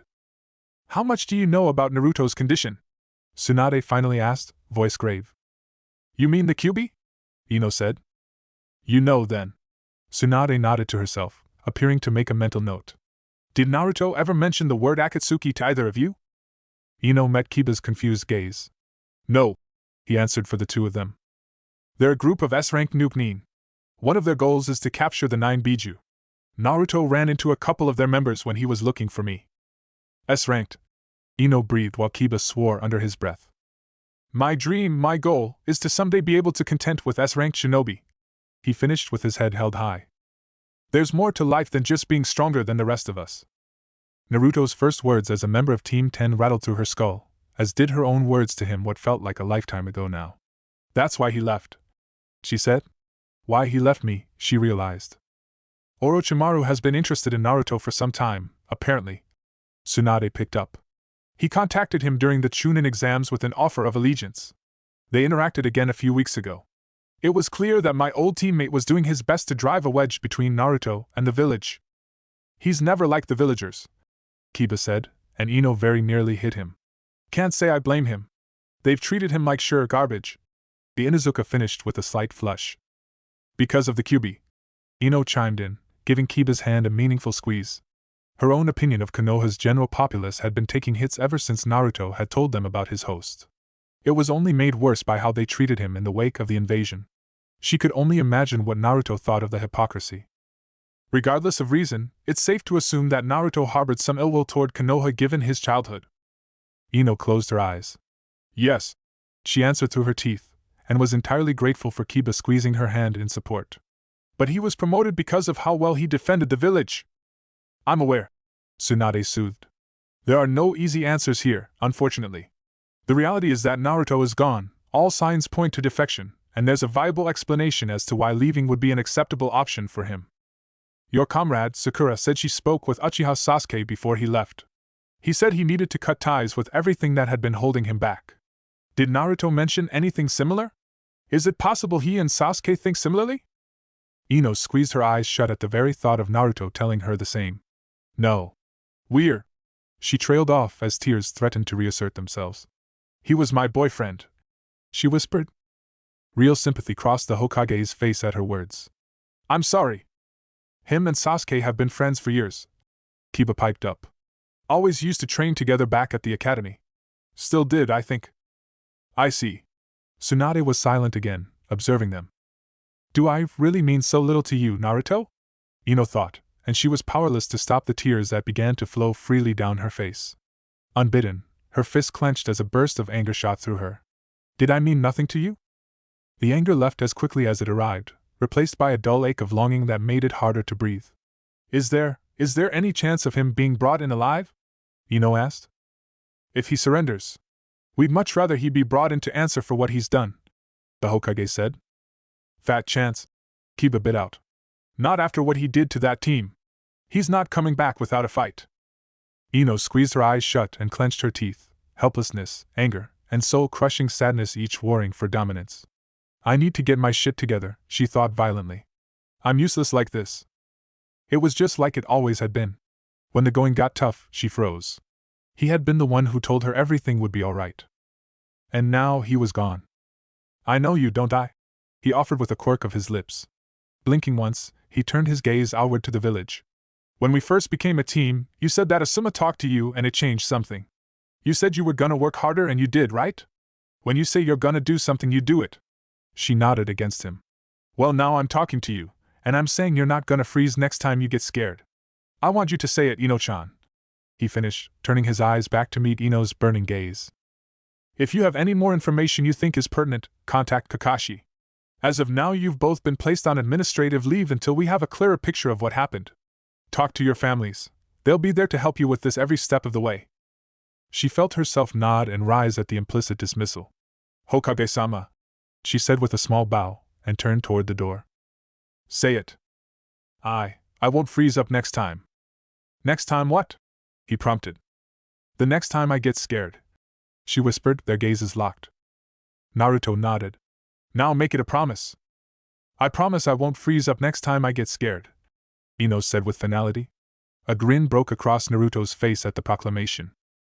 I'm gonna find you, Naruto, Ino thought as she and Kiba made for the door. And I'm gonna drag you back here. And you're gonna be sorry you ever made me feel like this. He looked at her seriously, locking eyes once more. You can't break a promise, Ino-chan. It's not allowed. I promise. The door to her office hadn't even fully clicked shut before she had opened her drawer and drawn out her favorite bottle of sake. She poured a cup with deceptively steady hands and tossed it back, uncaring that it was only lukewarm. She poured another and set it on her desk, replacing the bottle in her drawer. Tsunade allowed herself a single, heavy sigh that carried the weight of her last conversation to escape her. Placing her hands on her desk, she circulated her chakra, and gratefully felt the tension in her shoulders and back begin to abate. Small mercies, she muttered with relief. A quiet knock at her door heralded Shizunea's entrance. Tsunade-sama, I saw the genin on the way out, she said. Having known the woman practically since birth, it wasn't hard to catch the reproachful undertone. You'll understand soon enough, Tsunade thought. Shizune hadn't lived in a hidden village in over 15 years. She had been a child the last time they had been here. The tenuous nature of their situation would be made apparent to her in time, but for now. Introduce yourself to the Inuzuka and Yamanaka. They'll need all the support they can get, she said, the idea striking her. Aye now, Tsunade-sama? Yes, now. I won't get into any trouble while you're gone, I promise. She toasted her student with her cup of sake and a sardonic smile. The black-haired woman favored her with an exasperated grimace but said nothing, turning on her heel and disappearing back out of the office. She'll be good for them. God knows, if she can handle me for 15 years. Shizune cared for people in a way that did a credit to her medic nin training, and Tsunade was glad her rampant cynicism hadn't managed to rub off on the younger woman. It would surely be put to the test given their situation now, but her student was one of the most mentally strong people she knew. Far stronger than me. She made a half-ram seal, channeled her chakra, and was rewarded with a bluish-green flash of light around the doorframe. Report. Jiraiya materialized from nowhere to her right, and his body language told her everything she needed to know. His broad shoulders were noticeably slumped, his very presence, normally so gregarious and imposing, drawn in on itself. He's never looked so defeated, she thought, concern for her teammate almost overtaking her. She reached out a hand and laid it on his arm silently. He gripped it with one of his own so tightly it was almost painful before he swept himself away from her. Nothing. Whoever was covering their tracks did a bang-up job, Jiraiya said, dropping heavily into the armchair Inuzuka Kiba had vacated not 5 minutes previous. Tsunade considered her teammate for a moment. You're sure? Yes, I'm sure it was a kidnapping, Haim. Jiraiya shook his head. Was he this lost after Minato? She wondered absently. Naruto wouldn't leave. Not like this. Not to him. You know I have to ask. Her teammate nodded, running large hands through his unruly hair. Yeah, just doing the job. I get it. She pulled her sake back out and poured him a cup that he took without hesitation. You know there's nothing you could have done. And ain't that the rub? Jiraiya growled. He tossed the sake back easily and put the cup back on her desk. She refilled it. He's been listed then? A-ranked. Kill on sight. Fucking snake played us perfectly. You think this was his angle from the start? Jiraiya shook his head. The invasion was its own plan with its own goals. He wanted to weaken us and kill Sarutobi-sensei. He couldn't have foreseen the opportunity to kidnap Naruto from the start. He's not omniscient. But he is an opportunist, she finished. She poured herself another cup for good measure. And I can't help but feel like we're playing right into his hands by listing Naruto. What choice did we have? Tsunade asked rhetorically. He's labeled rogue and he at least has the opportunity to turn himself in if he escapes. We don't, and we tell everyone in the village, spies and all, that we're ripe for an infiltration. Jiraiya nodded gravely. The big picture. Fucking politics. He took down his second cup in one gulp. We can't sustain any more losses, either to morale or otherwise. You know the clans will be up in arms about their bloodlines if they think we can't protect them. We don't need another Hyuga incident. And if the other villages get wind of one of our most valuable shinobi being taken from us, they'll be banging down our door, Jiraiya said. Either trying to steal secrets or to wipe us out entirely. Unacceptable either way. The illusion of strength was often more important than strength in its actuality. We have hunters looking for him? One team. We're short-staffed. All available Anbu are being filtered into operations until we replenish the ranks. Which was a double-edged sword for Naruto's sake. Fewer hunters meant he'd be less likely to be killed by Konoha ninja, but it also meant he had fewer opportunities to be found at all. They won't find anything unless it's a team of Inuzuka. Kakashi's hounds tracked them to the border of rice fields and no further, her teammate said. I couldn't find a trace of them past there. Not for the first time did Tsunade marvel at her old teammate's growth and ingenuity. The fact that he was able to get to and from the border, easily 10 hours hard travel, with such speed was remarkable. It also begged the question. You came back fast. It wasn't like him to give up so quickly. Especially not where his godson was concerned. Jiraiya glowered at her. There's nothing to find, Tsunade. She knew the anger in his voice wasn't for her. I have a team of toads scouring the countryside looking for clues, but they won't find anything. Best I can do for him is tapping my network for any leads on Orochimaru's movements. He'll have gone dark, but it's the best chance we have. A thrum of compassion softened Tsunade's expression, and she wished, not for the first time, that there was more she could do to alleviate her friend's pain. You need to rest, Jiraiya. He shook his head. You don't have to worry about me. Someone has to. And since you're no good at worrying about yourself, that leaves me. He favored her with a tired smile that was more heartbreaking than reassuring. I am resting, Haim. Scouring your network for clues that probably aren't even there yet isn't resting, she said, but knew she was fighting an unwinnable battle. What do I have to do to get through to you? The hint of a lecherous grin peeked through at the edge of his lips, and she nearly cheered. Can't keep him down for long, she thought fondly. Well, we could. He trailed off, pausing in surprise that she hadn't shot him down on principle yet. She raised an eyebrow and he shook himself, looking startled for a moment before settling. Doubt even that'd get my mind off it. No offense to you, of course. Tsunade rolled her eyes and withheld her smile at managing to draw even a semblance of her friend's usual countenance out. How'd the kids take it? Jiraiya asked, back on topic, but with more life in his voice. She shrugged. How did you take it when Orochimaru left? The Inuzuka is about ready to rip him limb from limb, but that's to be expected. You've dealt with their pack mentality. The girl was distraught. Jiraiya winced. They were close. Clearly. Can't say I feel good about crushing the hopes of Genin. They'll hate him, eventually. And they'll hate us even more if we get him back, Jiraiya said. I can't exactly plan for that, now can I? She asked rhetorically. I can only afford to take the world as it is, not how I wish it to be. Jiraiya only shrugged. Guess not. I'll take that problem in the long run. They didn't know about Akatsuki, only the Kyuubi, Tsunade said, remembering a conversation she and Jiraiya had had once she'd started getting up to speed on all of Konoha's dirty little secrets. He rewarded her with a pensive expression, his chin falling to his palm as he leaned forward toward her desk. Interesting. The Godaima sipped her sake silently, allowing her friend to puzzle through his thoughts for a few moments. You said he only mentioned them to you recently? After we had a run-in with Itachi, yeah? Jiraiya shook himself, face settling into a fascinated curiosity that Tsunade had become familiar with during the Second Great War. He spilled a pretty crazy story to me. I believed it, but it raised a lot more questions. You mentioned Itachi giving him forewarning of Akatsuki's movements. It got me thinking just what the kid would be like if he hadn't been told. Which got me thinking as to why he didn't bother telling anyone before me. Tsunade frowned. He was a kid. Probably didn't think anyone take him seriously. Jiraiya grimaced, biting his lip. But that doesn't fit with Naruto. He doesn't care what people think of him if his life's at stake. He trained with Guy back in the academy to improve his taijutsu.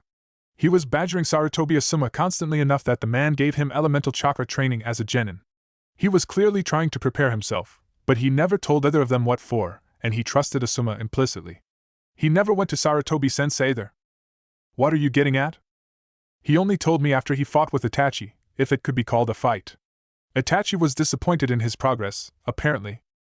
Tsunade refrained from rolling her eyes as Jiraiya's gist struck her. You think he did something to him? Placed an impulse with his Sharingan? Would be a good explanation for why the kid made his life significantly harder by not telling anyone who could realistically help him, he said. Itachi probably worried about his deception being exposed if Naruto blabbed to too many people. So he helped him along, gave him a warning, and covered his tracks, the Godaima muttered. Using genjutsu to influence a person's thoughts was fairly low on the list of esoteric abilities that clan had possessed. The Sharingan's multitude of abilities really were only limited to the creativity to the Uchiha in question, and Itachi was nothing if not a creative genius. To place so subtle an impulse at so young an age.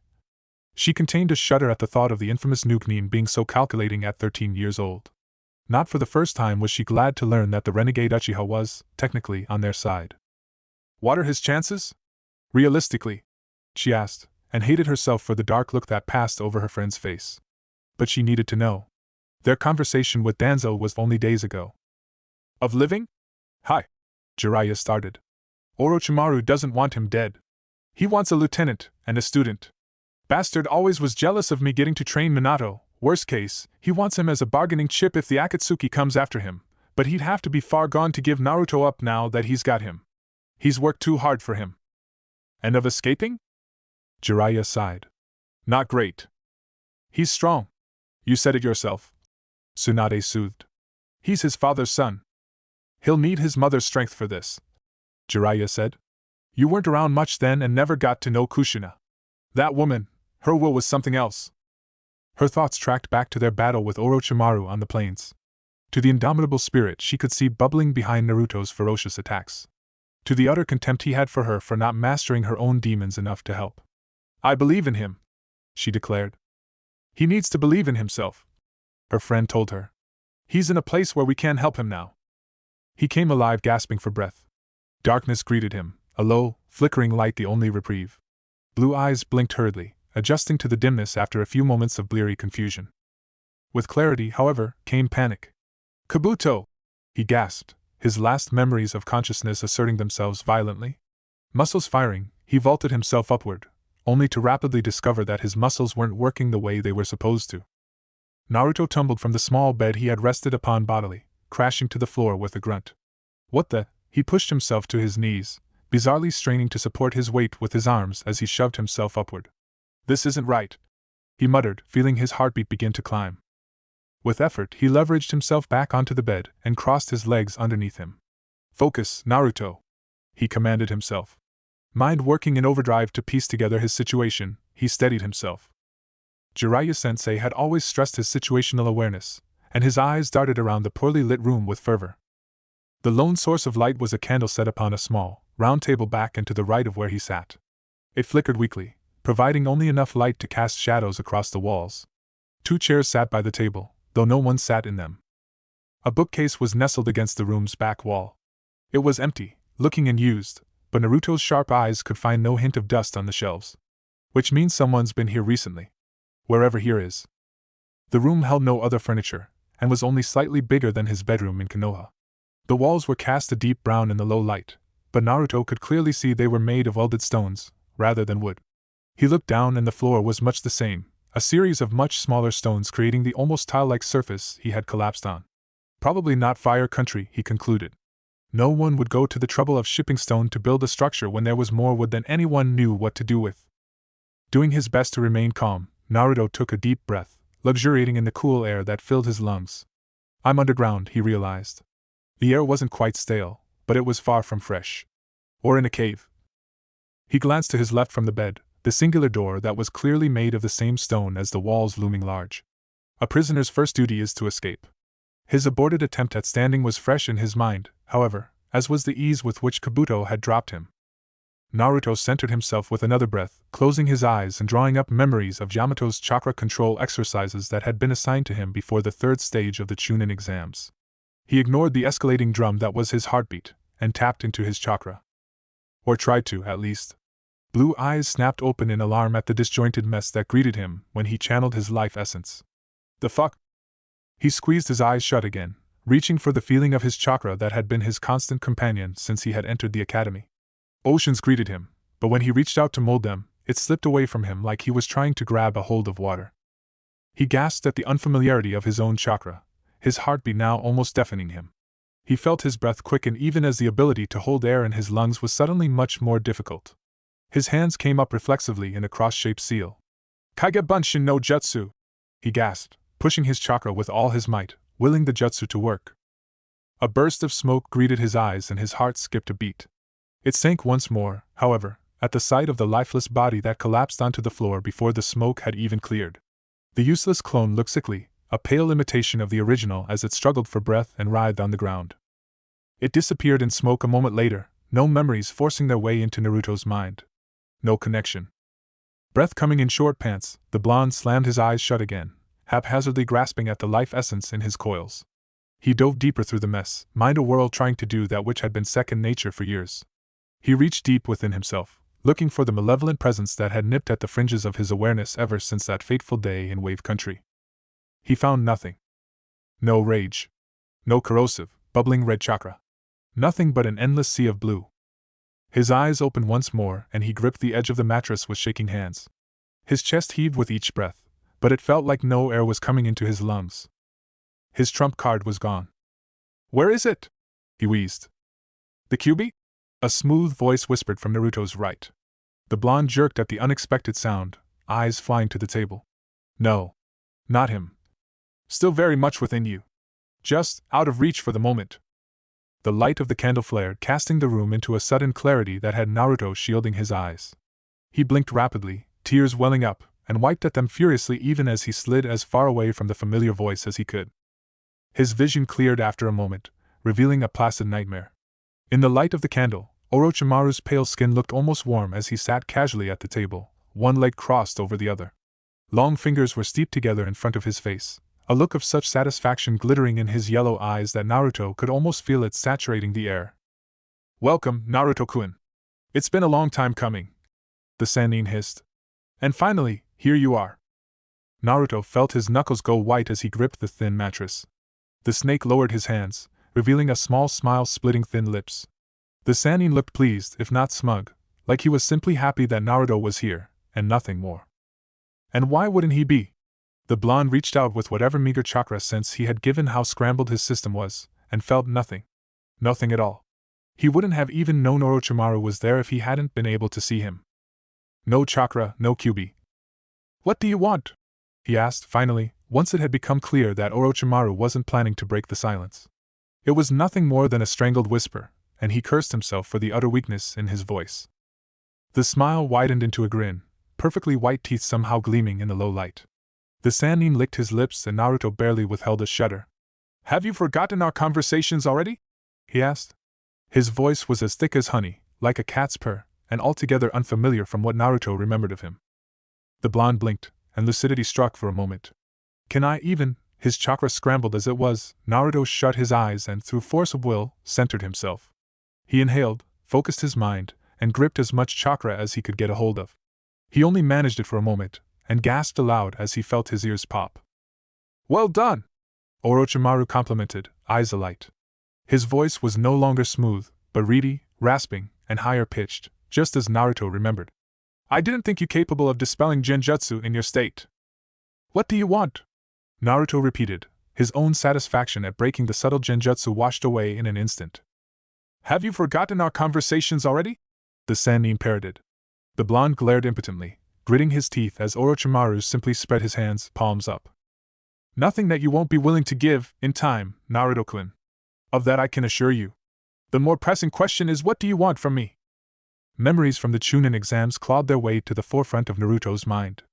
I don't want anything from you, he declared, echoing himself from what felt like a lifetime ago. So you say, my friend. Naruto very nearly flinched. We're not friends. Orochimaru chuckled, a low sound that seemed like it was caught in his throat, his eyes never leaving the blonde. Not yet. Jiraiya called it speaking something into existence. I never gave him credit for it, but I must say he was right in his own, bumbling way. What are friends but two individuals benefiting from their association with each other?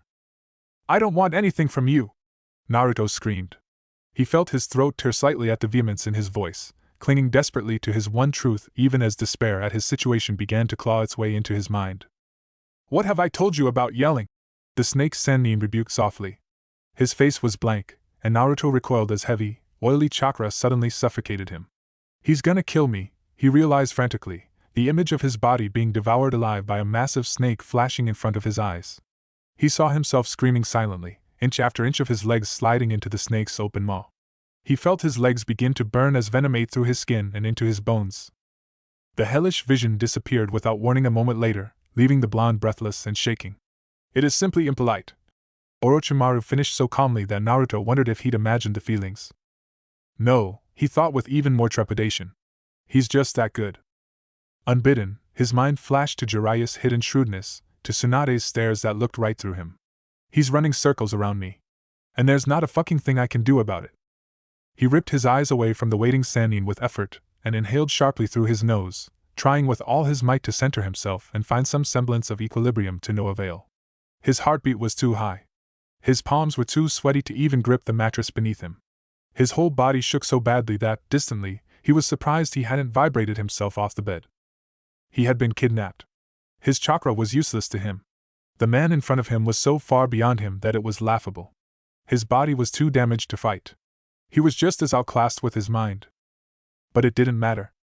The will that had thrown itself against the Shikaku without hope for success reared its head as he realized just how broken he must have looked. He had to fight. Naruto's shaking stopped as the familiar veil of singularity settled over him. This was just as much a fight as any he had ever been in. He turned back to Orochimaru with eyes like ice to see the man with a small, patient smile on his face. Very good, Naruto-kun. Now we may speak as equals. The blonde didn't bother to acknowledge the absurdity of the words. I won't serve you, he declared. You have far more to gain than to lose by working with me, the Sannin said. Working for you, Naruto corrected. You won't kill me. You said so yourself? You're correct. Orochimaru grinned, teeth gleaming. I abhor waste. And your death would be a terrible waste indeed. But in answer to your first question, I want to liberate you, my friend. I want to give you the life you deserve. The blonde scoffed, but the snake ignored him. Free of the shackles Konoha places on you every day. Free of the Akatsuki seeking to destroy you. His head cocked to the side, considering. Tell me, how often are you looking over your shoulder for those cloaks of theirs? Red clouds on a black sky that meant his death. He remembered Itachi and his helplessness in Shikobu Town. Naruto didn't bother to answer, feeling the point hit home. Even so, you want me to destroy your enemies for you? Our common enemies. Konoha isn't my enemy. The grin turned into a smile so condescending Naruto almost growled. Pity shone in the older man's eyes as clear as day. They are every bit as much your enemy as they are mine. They spurn you at every turn, deny you your heritage, even set a jonin to contain you if you show a hint of your tenant's chakra. The blonde was shaking his head before Orochimaru had finished. They were protecting me. His conversation with Jiraiya played back in his mind. With a former Anbu captain who specialized in subduing Jinchuriki? A single eyebrow rose at Naruto's momentarily stupefied expression. You were aware of your second sensei's abilities, no? Yamato, you called him. The Sannin leaned back in his chair, at ease as the blonde's mind spun. The Mokuton was feared for many reasons, but the Shodai's ability to combat Bijou was legendary even among them. You think he was assigned as your sensei by chance? There are no coincidences, the age-old shinobi adage rang in his head as Naruto replayed the events leading up to Yamato's death. He had used a jutsu that drained the Shikaku of its power. He hadn't paid it any mind given the circumstances, and certainly hadn't dwelled on it in the aftermath, but now could only try to keep his expression neutral as he fought the twisted feeling in his stomach. And so you see, all they seek is to control you, to bind you to them completely, the snake said.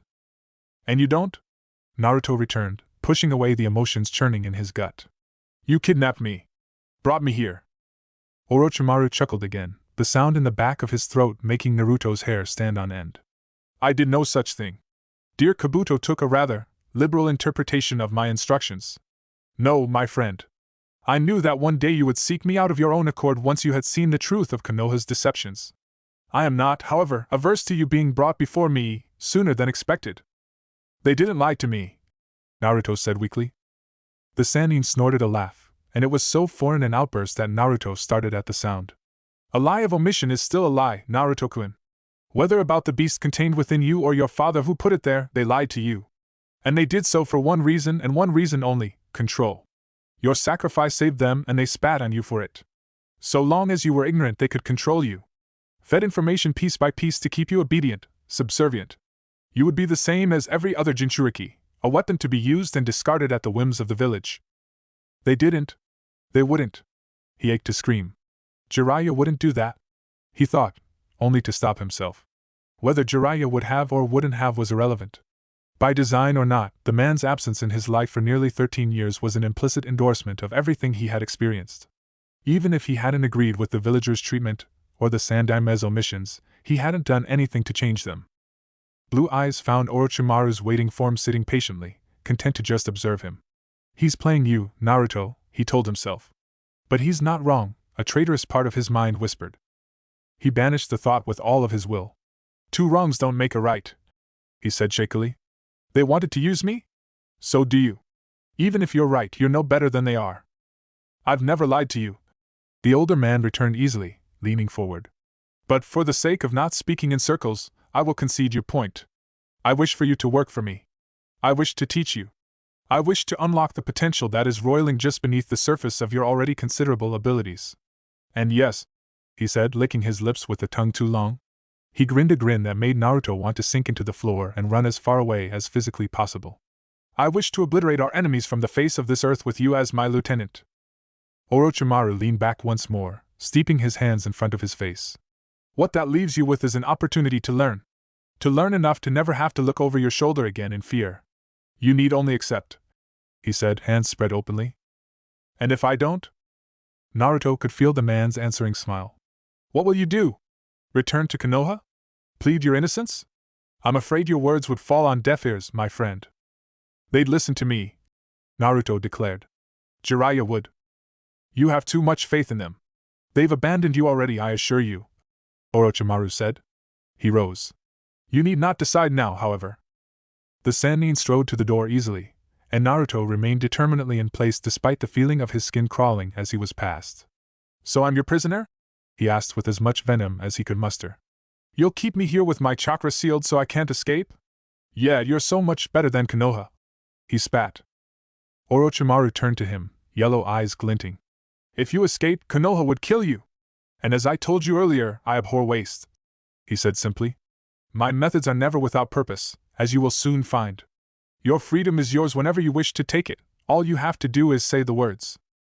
Naruto shook his head mutely, glaring impotently up at the man who held all the cards and knew it. That's not freedom. At least I chose to serve Konoha. Did you really? As a 6-year-old entering the academy, you chose to devote yourself to Konoha's ideals? Or was it simply the only option for you in a village that despised your very existence?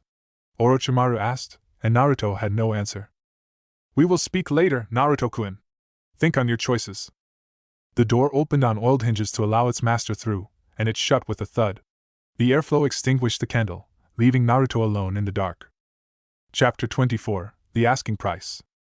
The academy had stopped serving lunch for a brief period about 6 months before he graduated. The students had complained, Naruto a vocal member of them, but Iruka and Mizuki had held firm that this was simply part of their training.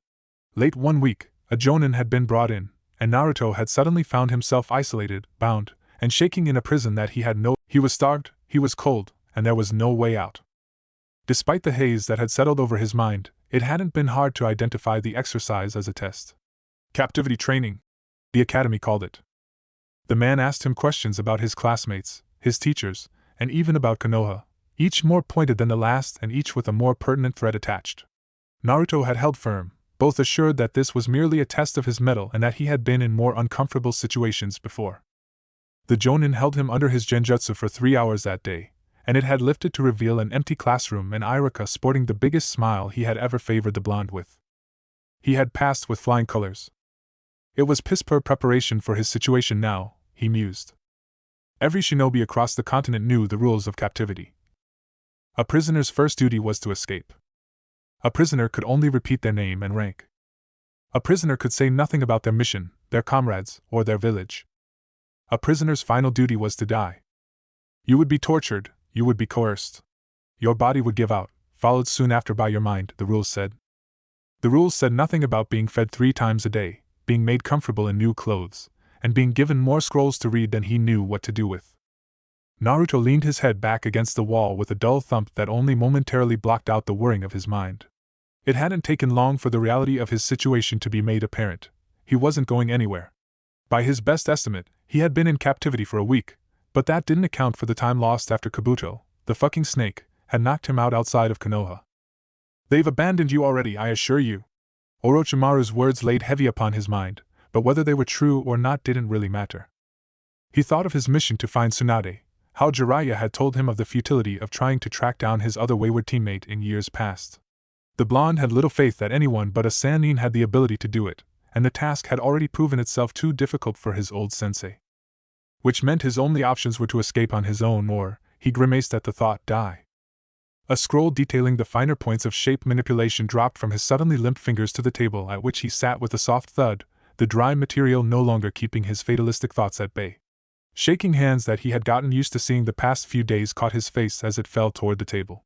He exhaled heavily, fingers slowly working their way through his hair. No tears fell from his eyes. He had run out days ago after finally losing the battle against breaking down. Think on your choices. Like I've done anything but, he murmured into the table. He picked his head up with a sigh, hands pulling the skin of his face taut against his skull. He inhaled into the painful stretch, aching to release the palpable anxiety that had gripped him since the moment he had woken. 4 days ago? He wondered. It was his best estimate given the frequency of the food that appeared every few hours. Which still wasn't that helpful given he didn't know how long he'd been unconscious for before that. His hackles rose at the thought of his kidnapper, and he released his head and rose suddenly. He felt his teeth grind against each other as he began to pace, mind settling on the one constant that had kept him going since he'd woken. Fury. At himself, at Sasuke, at Orochimaru, at Kabuto, at Akatsuki, at Konoha, at his father. At a situation that, no matter how long and hard he thought on it, was unwinnable. No matter the outcome, he would lose. Whether it would be every shred of his dignity, pride, and self-respect, or his life. Juxtaposed as they were, it shouldn't have been a hard choice. It wasn't a hard choice. He'd spent every waking moment of his life since the day Itachi had turned his world upside down fighting for his right to live against shadowy figures who wanted him dead. Giving up was as antithetical as breathing. But so was giving in. His skin crawled at the mere thought of the snake Sannin and his palpable pleasure at Naruto's situation. Submitting himself to whatever machinations the twisted man had planned for him would undoubtedly put him in Konoha's crosshairs, and, fear for his life aside, he had come to the startling realization that he did not want that. "I've had to cut a few of them down myself." Jiraiya's words from Shakuba Town echoed in his mind, goosebumps breaking out across his arms and legs at the thought of standing across from his former sensei as an enemy. He shook himself, dispelling the image, but his disquiet remained. No good options, he mused, not for the first time. "What's more important, Naruto?"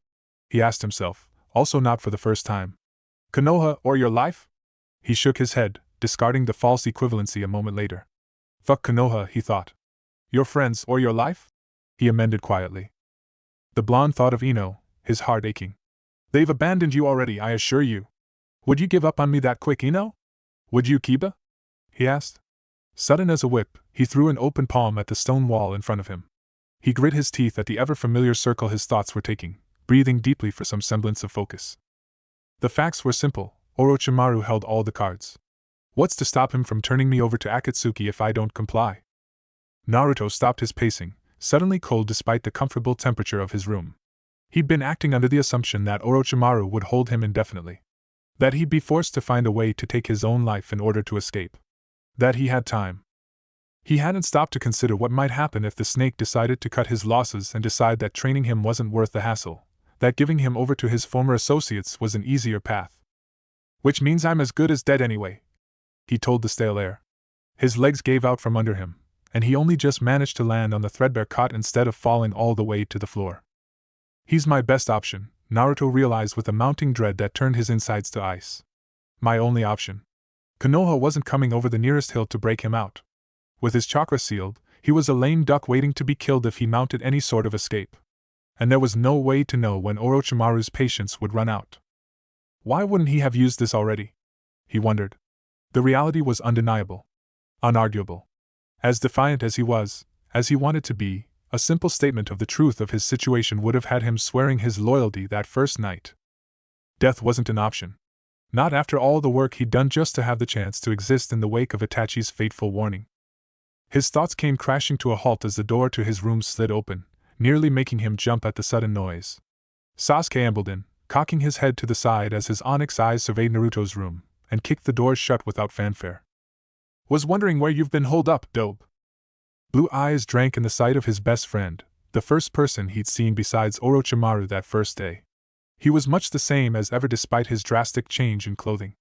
A black bodysuit was in place of his normal blue shirt and white shorts, a length of purple rope tied around his waist holding up what looked to be a simple, white battle shirt. "Sasuke," he breathed, and at the name all his fury at his situation came roaring back into him.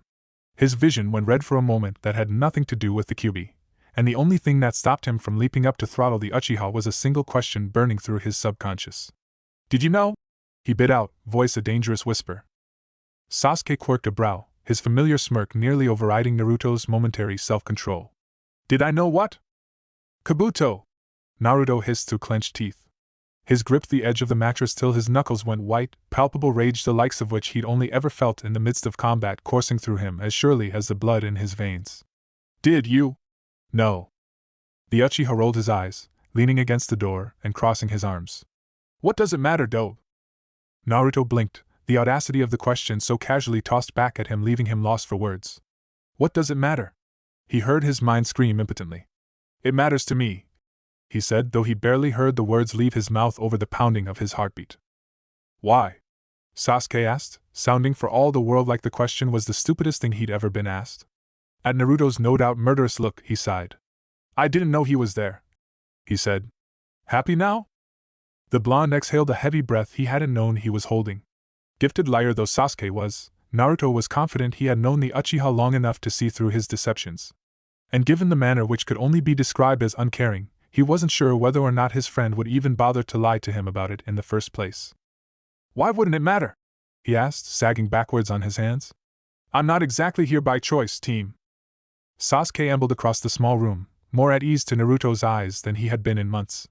"That's what I'm getting at," he said. "You're here now. How it happened doesn't matter." Naruto opened his mouth to protest that how was extremely important, but his friend's glare cut him off. Do you know why I bothered trying to convince you to come here, Dobe? He asked, sarcasm biting in its sharpness. He rolled his eyes. I already told you. We're the same. Sasuke cocked his head to the side. Me and you, we're the same. The same drive, the same goals. Itachi is mine, but that leaves you with all the rest. The Uchiha bared his teeth in something that couldn't be called a smile. You'll need some help. He remembered his friend's words from the night he had been kidnapped, and couldn't help the semi-hysterical laugh that slipped through his lips as he dropped his head to his hands. You crazy bastard, you actually think you're doing me a favor, don't you?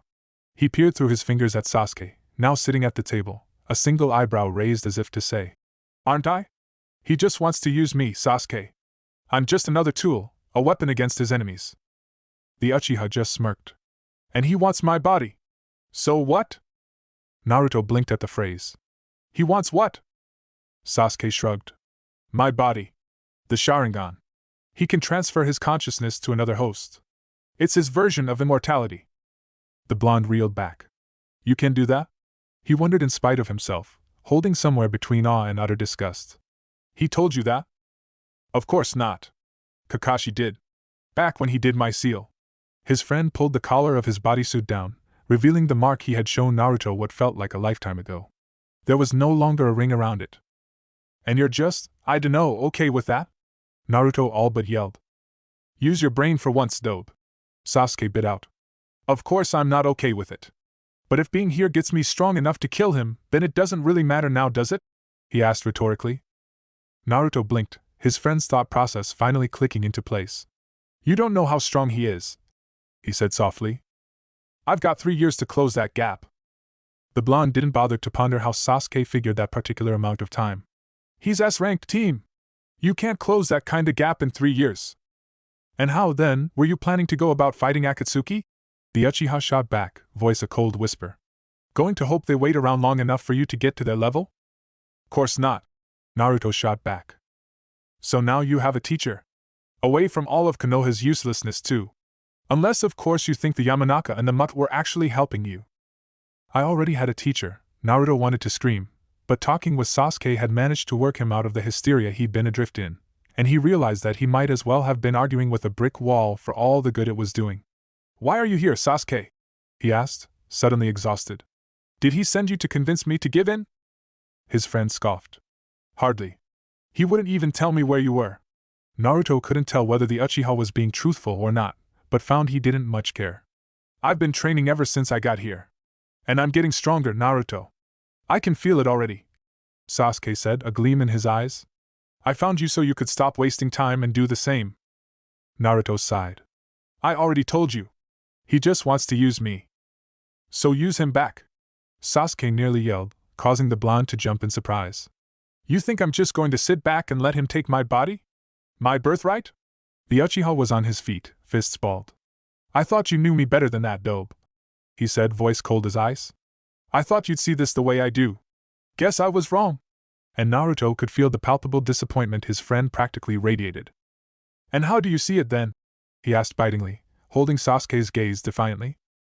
As an opportunity. The Uchiha harangued. He wants to train you. Use that the same way he wants to use you. The oh-so-familiar smirk returned. Then, 3 years from now, you help me kill him. And we go from there. Naruto averted his eyes, shaking his head. It's not that simple. Isn't it? Sasuke strode past him, blue eyes tracked his feet as they padded to the door, and rose to see his friend poised to leave. I have one goal. So do you. What else matters besides that? You're here now. Might as well make the most of it. Sasuke told him, and he opened the door and stepped out, shutting it behind him with a thud. His friend hadn't been gone a minute before Naruto had leapt from the bed. His pacing footsteps echoed in the silence Sasuke had left behind, the Uchiha's words blaring like a klaxon in his head. Make the most of it. He huffed. Impotent fury gnawed at him, aching for release, but he had gotten used to the feeling and shoved it to the side. 'Cause pulling one over on a fucking Sannin is so fucking easy, right, bastard? A small part of him wondered why he hadn't bothered screaming as much in Sasuke's face, but the larger part of his mind quieted it. He had learned more about his friend in one conversation than he ever had in the 4 years before. He's insane. Had Naruto's suspicions not already been aroused, and had he not known his friend as well as he did, he likely would have missed the gleam in the boy's eyes as he spoke. It was a gleam that the blonde had long ago determined to be madness. It wasn't overt, it was subtle, hidden, yet very much there. It was the tiny spark of insanity that Naruto knew all truly powerful shinobi possessed. It was what drove them. It was what set them apart. It was what gave them their edge. Naruto shook himself, memories of a training session before the Chunin exam scattering like paper in the wind. Sasuke being certifiable wasn't a new realization. The degree to which his friend was, however, felt like a bucket of ice being dumped over his head. Sasuke, for all his genius, didn't even see the world in black and white. There was just Itachi. What else matters besides that? What the fuck did you do to him? The blonde silently asked the man who had seemingly chosen him as an ally against his own patriarch. He discarded the train of thought a moment later. Focusing on Itachi's nebulous motivations could only tie his mind in more knots when he needed clarity. That Sasuke considered him a kindred spirit was deeply unsettling. Clawing his way to competency and strength had been his singular focus ever since that night, but it had never driven him to pitting himself against odds that were utterly impossible. But didn't it? Another small part of his mind whispered. They will hunt you, Uzumaki Naruto. His fight had always been just that, impossible. A desperate struggle for power enough to save his life, his only hope that Akatsuki would give him enough time to even make a fight of it. The utter hopelessness of his situation had been kept at bay by some childish thought that he had a chance. That Konoha and old man Sarutobi could protect him long enough to be able to protect himself. That, despite all evidence pointing to the contrary, life would be fair to him just once. Hope had come in Jiraiya, but his sensei wasn't here. For all the strength that had sent Itachi and his comrade running, he couldn't protect him from this. A fist clenched hard enough to make his knuckles crack. He was on his own. Death wasn't an option.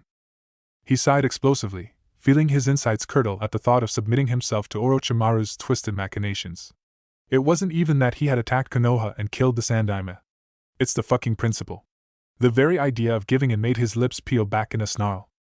As it turned out, he realized distantly, giving up was nearly as hard to swallow as death. He remembered the rage-fueled, frenetic struggle against Zabuza, the frantic, desperate race through river country and against the clock. Even the Shikaka's endless power hadn't cowed him as he threw every shred of his ability against a foe he could never be ready for. Time, he thought. The fog of rage left him a moment later, and he sagged bonelessly. As much as his nature rebelled against the very idea of giving up, he had never had the time to process it before. His life had been on the line each and every time he had been pushed to the brink, and he had responded in kind. Without hesitation. Instinctually. Being forced to, in effect, sit still with his life very much dangling by a thread was nearly making him vibrate out of his clothes. The sensation of ants crawling over his skin, slowly but surely devouring him whole, inch by inch caused a shiver.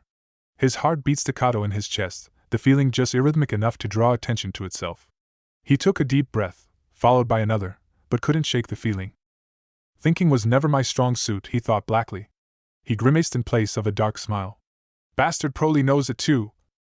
Orochimaru's pale, grinning, smug face appeared in his mind's eye and set him to pacing once more. So use him back. 'Cause it's that simple, team? He growled. Just pull one over on a Kage-level ninja. Yeah, I'll get right on that. Sasuke's hubris was astounding, but the thought of it brought him up short. Surely Orochimaru wasn't ignorant of the Uchiha's half-formed plan to eventually betray him, just as surely as Sasuke was aware that the Snake Sannin wasn't offering him power and skill for anything other than personal gain. It was like shogi, only in real life and with stakes that Naruto wanted no part of. Everyone knew everyone else's goal. It was just a matter of who eventually came out ahead. Is this what war is like? He wondered absently. As you get older and get higher up in the ranks, Naruto, you'll be forced to take missions where you don't know the full scope of the situation. Are you going to decline these missions just because you're scared? Asuma's words from months ago drifted through his mind. He had always known his limits. Even back in Wave Country he had known that pitting himself against stronger, more experienced shinobi was asking for death. But what choice do I have? He asked himself quietly. You've got to fight. 'Cause giving up means you die. One way or another, he thought, his earlier realization of Orochimaru's leverage over him looming large. Why wouldn't he have used this already? He wondered again. Fingers pulled desperately at his hair, willing an answer from his beleaguered mind. It makes no fucking sense. Parsing the motivations of the mad genius would have been a tall task on a good day. But what's one more impossibility? He cast himself down on the cot and placed his hands over his eyes, willing himself to remember every interaction he'd had with the Snake Sannin. I abhor waste. And your death would be a terrible waste indeed. Can't trust that, Naruto told himself. He'd kill me in an instant if he thought I was a threat. But I'm not, am I? The blonde mused, lip curling. I'm nothing to him right now. Neither is Sasuke, which was as good a reason as any for why his friend wasn't being violently put in his place. Orochimaru, content in his undeniable superiority, could indulge Sasuke in whatever delusional scheme the Uchiha had cooked up. And Sasuke was betting on himself being strong enough in 3 years to turn the tables. Can you do the same? Do I have a choice? Nothing that you won't be willing to give, in time, Naruto-kun. Of that I can assure you. The more pressing question is, what do you want from me? Naruto remembered their first conversation back during the Chunin exams.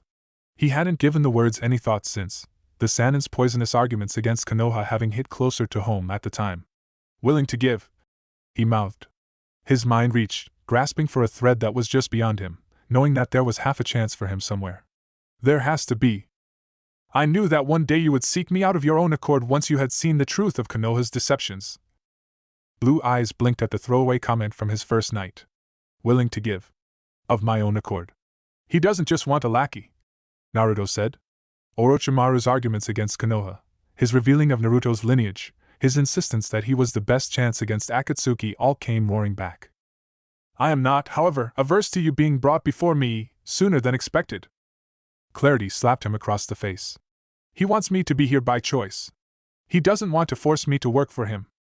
The overarching, unanswerable question of why was hurled to the side. Why didn't matter.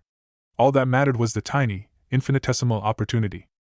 If I can convince him I'm willing to do what he wants, that I'm not being forced, I can win, he thought fiercely, not daring to vocalize it. All that leaves is holding a lie together against one of the smartest shinobi on the continent. Impossible, he told himself. But no more impossible than killing a bunch of S-ranked monsters. He'd go down fighting, or not at all. Memories of Danzo, the Sandaime, and covert missions managed left a sardonic smile on his face. No pressure, Naruto, he whispered.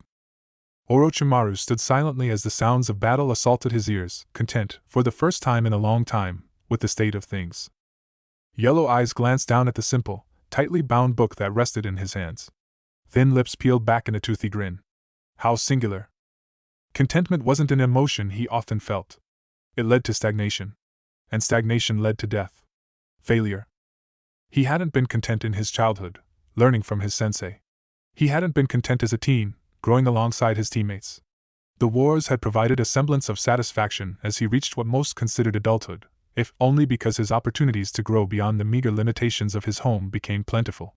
He had been satisfied in his time since his unceremonious defection for similar reasons, and his accomplishments toward immortality spoke for themselves. But it didn't compare to the contentment he felt as he stood looking down into a room that could only be called cavernous, the likely key to his plans literally in the palm of his hand. Closer than ever before. Sasuke roared his fury, Sharingan eyes blazing against a black background as the boy struggled to master the Cursed Seal's second level. He stumbled to a stop, the left hand like wing flashing forward reflexively to block a hail of kunai. He blurred toward his assailant, a contracted mercenary leftover from the invasion, but was denied as the man strafed away at the last moment. Sasuke growled, the tiled floor beneath his feet exploding into dust as he halted his momentum and tore after the man in an explosive shunshin. Lightning blacker than night leapt to his palm with a cry of Chidori! And Orochimaru chuckled. The Cursed Seal's second level was nothing to be trifled with, both for any unfortunate victim and the user, a double-edged sword that the Uchiha was already struggling to bend to his advantage. His sense of self shields the worst of the aggression, he mused. Most test subjects lost themselves to a berserker's rage the moment the foreign chakra took hold, looking to tear the nearest person limb from limb with their bare hands. That Sasuke could bother to think tactically at all so soon after having the power unlocked boded well for the boy. It wouldn't do to have him killed before the 3 years were up.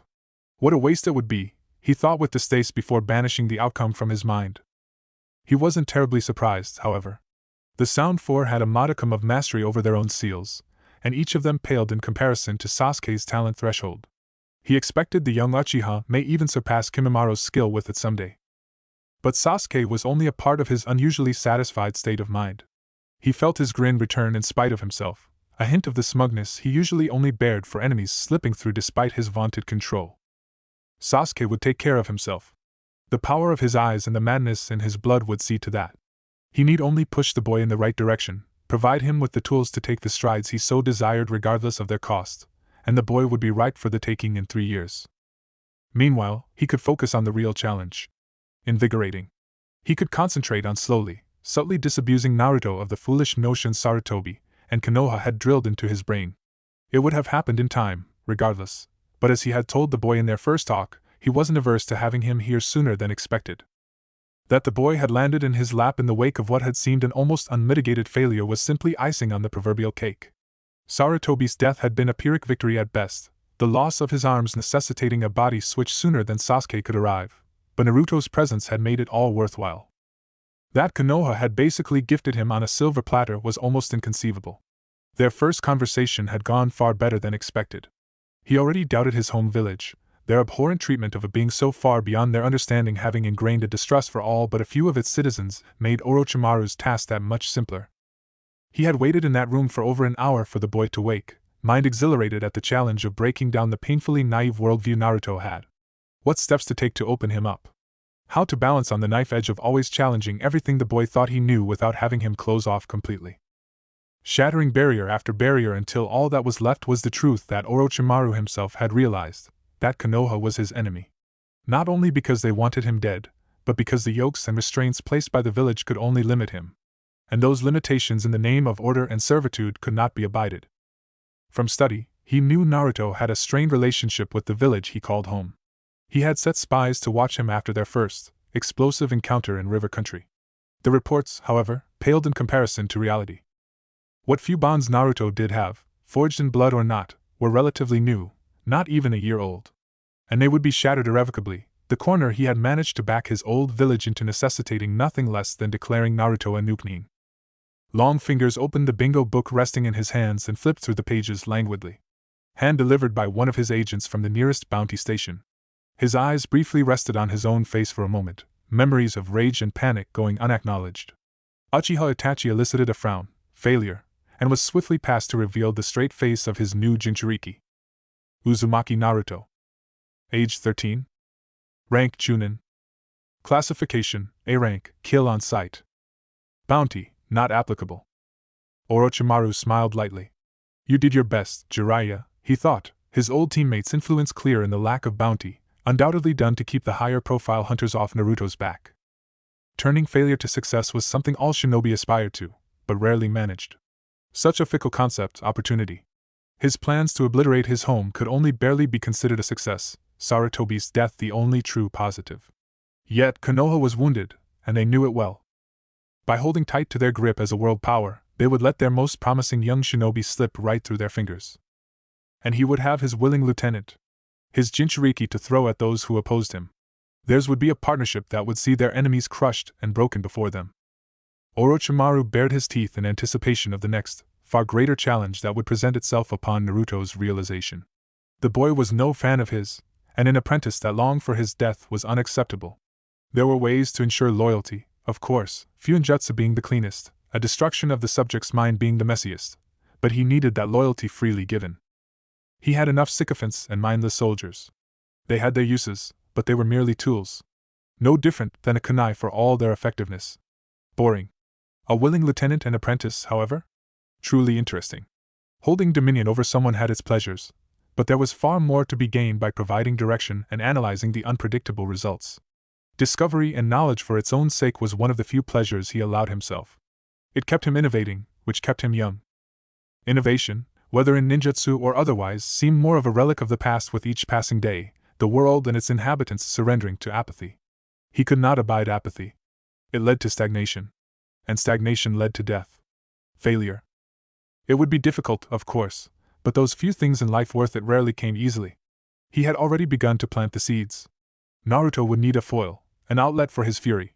And as Orochimaru himself couldn't act as such, it set a dangerous, contentious precedent. Kabuto-kun will have to oblige. It was fortunate, then, that his young medic had managed to worm his way in Naruto's head as a nemesis already. His condescending nature likely would have been enough to incite a strong dislike to begin with, but having killed Naruto's sensei and kidnapped him personally? The medic would undoubtedly realize his master was playing him against his new apprentice eventually, too shrewd and well-trained, but Kabuto's own self-assurance would work against him at the start, talented as he was, Naruto stood no chance against him now, and his fear of the boy would sustain the mutual antipathy. It had been a startling realization, but one that had provided much insight into his most capable servant's mind. His drive as a medic and researcher was born mostly out of a desire to better understand the world around him so as to find his place in it. In his constant struggle for an identity, Kabuto kept his world very well ordered. Everything fit where it was supposed to. Naruto didn't fit. Jinchuriki were, by their very nature, aberrations. They could do more, be more than even the most well-trained shinobi by virtue of their tenets. They stood apart from the natural order because, as far as Orochimaru could tell, they stopped being fully human the moment their beast was sealed within them. And where he saw only the nigh limitless potential, Kabuto saw only that which he could not explain. Yes, he thought. He will be perfect. His mind was pulled back to the present as the curse seal's chakra abruptly cut off, young Sasuke no longer able to sustain the elevated state. His assailant was bloody and beaten, but still alive, his ragged breathing audible from the corner. The snake Sannin turned away from the cavernous room as a medic rushed out to tend to the two assailants, and strode into the dimly lit corridor that led to one of his many laboratories. His plans had come together beautifully. He'd had his moment of contentment. Now there was work to be done. Stillness was the enemy of resolve. He'd had 6 meals since the realization of his opportunity, and each one brought with it waves of anxiety that set his heart to racing. When will he come? Echoed through his mind every time. And every time Orochimaru failed to appear, Naruto felt another sliver of doubt fracture his determination. Does he know? He knew there had been surveillance in various places in Konoha. The idea that he was being watched had only occurred to him after he had resolved to exploit the snake Sannin's possible weakness. It wasn't beyond the realm of possibility that his vocalized thoughts had tipped Orochimaru off. And even if it hadn't, lying to one was palpably insane. It didn't even sound good on paper, let alone in practice. His precarious mind state wasn't helped by the knowledge that every little bit of doubt would make his task that much harder. As crazy as his wayward friend clearly was, Naruto couldn't help but wish for Sasuke's unshakable overconfidence. The Uchiha had yet to meet a foe he wasn't confident he could defeat. Lying required conviction, and Sasuke wasn't exactly lacking. He had been ready to fight his monstrous older brother without help, after all. Me, on the other hand, he ran the fingers on his right hand through his hair and pressed them to his forehead, trying to relieve the phantom pressure behind his forehead. Each of the Sannin had proven how far beyond him they were without a shadow of a doubt. S-ranked, he thought with dread, remembering the suffocating feeling of Orochimaru's chakra choking the life from him. His captor was dozens of years more experienced, the gulf between them a chasm he couldn't even begin to fathom crossing. Outsmarted. Outclassed. No other options. What the fuck do you think you're doing, Naruto? The sound of the door sliding open snapped him from his circuitous reverie. He was so on edge that he nearly jumped, but managed to restrain himself by some force of will. Get it together, he commanded, taking a deep breath to steady himself against fatalistic thoughts that would see him dead. He exhaled as Orochimaru stepped through the opening silently. The Sannin stood silhouetted in the doorway for a moment that seemed to drag for minutes. Blue eyes found poisonous yellow and held their gaze steadily. Don't back down, don't back down, don't back down. Orochimaru grinned, a tongue far longer than it should have been lolling languidly to the side of his mouth. Naruto felt himself lose the staring contest as he shivered at the sudden wrongness that broke over his head like an egg. Naruto-kun! Orochimaru! Naruto returned, somehow level, before the Sannin could continue. It felt weird rolling off his tongue, and he realized he'd never addressed his captor by his name before. The pale man only grinned wider. He stepped forward, the door closing at some unseen trigger behind him. How are you finding your accommodations? Not too confining, I hope. His mind raced. He's baiting me, he knew as surely as he knew his own name. But why? It's a prison cell, he said flatly. So you keep insisting. Have you been reading? The Sannin nodded almost casually at the fully stocked bookshelf. He strode over to the table, the candle's light flaring higher, and sat down in the same chair he'd occupied for their first conversation. A small, leather-bound book was deliberately placed on the table. Naruto simply blinked at him, mind sprinting in time with his hammering heart. What's he playing at? He wondered frantically. Can he tell what I've read? Has he been watching me? What does he know? A throaty chuckle shattered his train of thought. You're so quiet today, my friend. You were much more loquacious when we last spoke. Is everything quite all right? His brain went momentarily blank. There was nothing but earnest concern on the Sannin's face. He can lie to my face, and there's nothing I can do about it. Just like the rest of them, Naruto thought, cursing each of the Sannin in turn. Roll with the bullshit, Naruto, he told himself. He was tying himself in knots trying to outthink a man who was considered a genius decades before he had even been born. Bit dry, he croaked, nodding deliberately at the scrolls stacked on the shelves. They are, aren't they? I can admit as much, though I wrote them myself. Orochimaru conceded, staring forlornly at the piles. Which was your favorite? I know why you're fucking here, you fucking snake, just get the fuck on with it. Naruto screamed in his mind. He's really gonna make me bring it up, isn't he? There was no doubt in his mind that Orochimaru would be perfectly content to have a meaningless conversation and leave him to his business without a second thought. Impatience didn't seem like the man's style. He was too calculating. But that doesn't change the facts, he thought, remembering the cold realization he'd come to days before.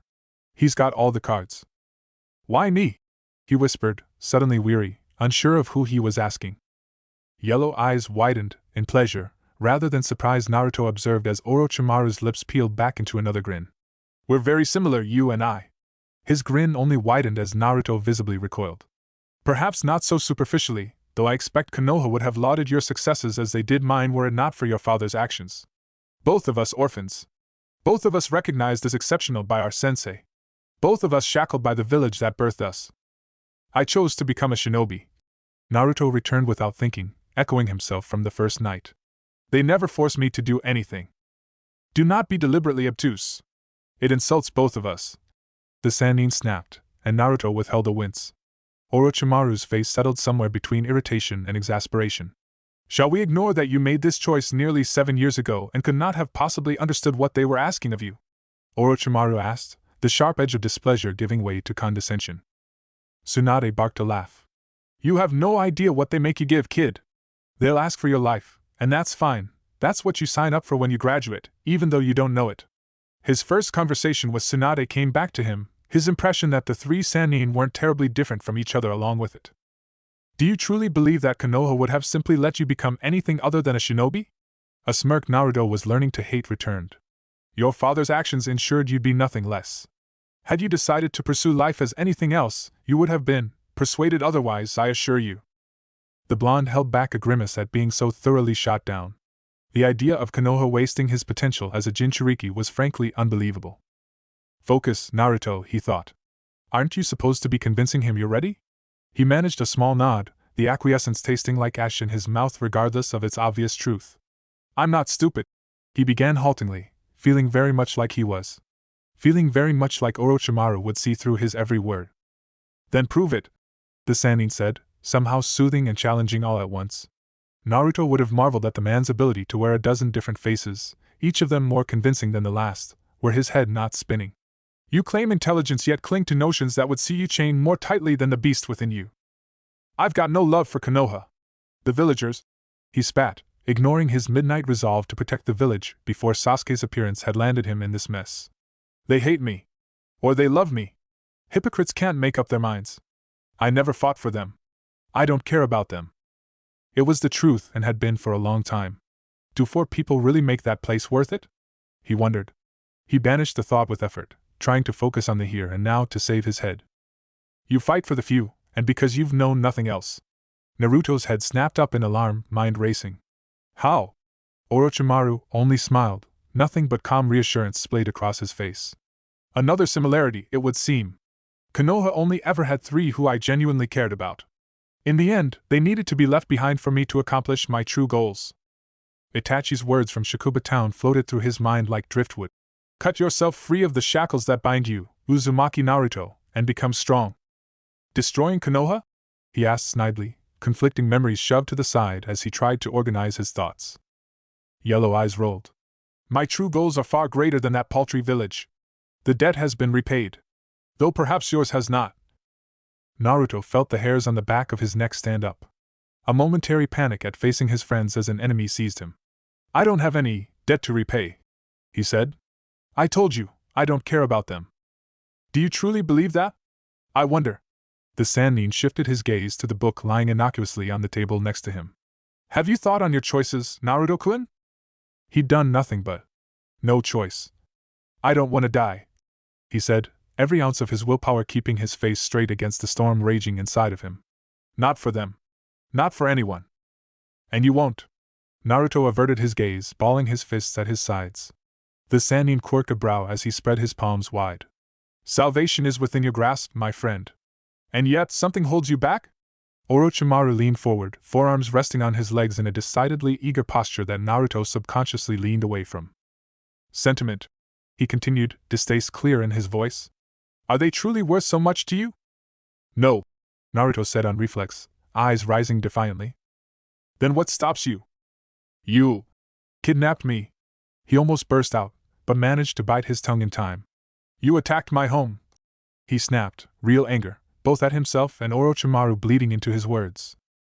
Sentiment indeed. The Sannin leaned back in his chair, silent for a beat, the only sound the rushing of blood in Naruto's ears. I was led to believe that you were a fast learner, Orochimaru said. The blonde felt himself tense at the low, suddenly dangerous tone. Yellow eyes glinted as the candle's light flared higher. The superior smirk had transformed into a flat line as Orochimaru's lips thinned in obvious displeasure. Such thoughts will see you dead at the Akatsuki's feet, my friend. Better dead at theirs than kneeling at yours, Naruto itched to say. He shook himself minutely. Do you even believe that? Stay focused, he told himself. You and me aren't the same. I'm not like you. The Sannin leaned back in his chair and crossed one leg over the other, his fingers idly drumming atop the book that still rested on the table. I know, as surely as anything, that you would have sought me out once Konoha's deceptions had been laid bare for you. I am not, however, averse to you being brought before me sooner than expected. Tell me, what allegiance do you owe Konoha? A village that has lied to you, disdained your very existence from the day you were born? What allegiance do I owe you? The Sannin grinned, tongue slipping out once more to lick his lips. You are quite good at deflecting, my friend. I can provide more for you than Konoha ever would have, in short. I wish to do so. Where they would only stunt you, I would see you flourish. But now that I've answered your question, you must answer mine, he prompted, gesturing openly, grin affixed. Naruto held his silence, words from the Chunin exams echoing in his mind. What allegiance does a man whose talent, and genius, and innovation is ignored by the very village he had served faithfully, owe to a village that does not appreciate him? Tell me. For as much as the shinobi must sacrifice for his village, so too must the village recognize and reward the shinobi for his service, for his efforts to save the village from stagnation and decline. And when that does not happen, the sacred bond between shinobi and village is shattered, and the two must part. He remembered his youth, surrounded by hostility. He remembered Asuma's death, the palpable scorn at having survived where a beloved jonin had fallen. He remembered the adulation in the wake of the invasion, unadulterated hypocrisy shining through. He owed the Konoha nothing. His friends, however, Ino-chan, Jiraiya-sensei, Kiba, Asuma-sensei, I'm sorry. I don't owe them anything, Naruto said. It was easier to say than he had imagined, simply slipping from his lips. They'd understand, a tiny voice whispered. They wouldn't want you to die. Then why does it feel like giving up? A louder voice asked. He shunted it to the side with effort. You see the truth clearly, Orochimaru hissed, lips splitting wide. You need only say the words, and everything you need to strike Akatsuki down will be yours. Naruto inhaled deeply, sure that the treacherous Sannin could hear the sound of his teeth grinding, the sound of his blood rushing in his ears and his heart beating out of his chest. Just do it, he screamed at himself. What stops you, Naruto-kun? He was frozen as yellow eyes pinned him in place. Clarity is a gift few receive. Sudden hissing snapped Naruto out of his reverie. He slid back on the bed as a snake as thick as his torso slithered from behind Orochimaru's back and across the floor toward him. He leaned back, eyes wide, as the purpled and yellow behemoth coiled on top of itself, rising slowly to his eye level. Its tongue slid slowly out of its mouth, the small leather book falling from it to rest, open, in Naruto's lap. Uchiha Itachi's face stared up at him when he looked down. He reached out and picked the book up, ignoring the sudden smoke from Orochimaru's summon dispelling. He closed it, keeping one shaking finger bookmarking the page, and felt his breath hitch at the words on the cover. Bingo Book, Konoha. Edition April 6, 37. He opened it again, his mind strangely clear. He flipped the page from Itachi's impassive face, knowing, somehow, exactly what he'd find on the next. The sight of his own face stole his breath regardless. He cocked his head to the side. Do I really look like that much of a kid? He wondered absently, the single, dispassionate thought slicing through the feeling of his chest constricting in a vice. A-ranked, he heard himself say. The sound of his own voice rang like a klaxon and reverberated painfully through his head. So use him back. Give him what he wants. And get what you need. It was a stupid, reckless, insane plan. But my life is insane, Naruto thought, hysterical laughter bubbling up so fast it brought tears to his eyes. The bingo book was hurled against a far wall before he realized his body was acting.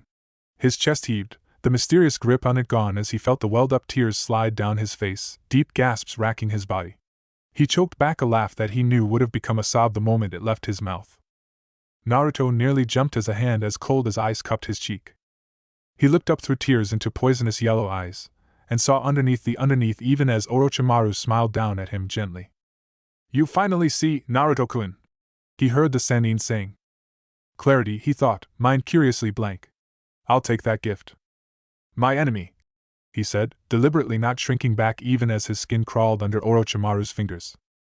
Our common enemy.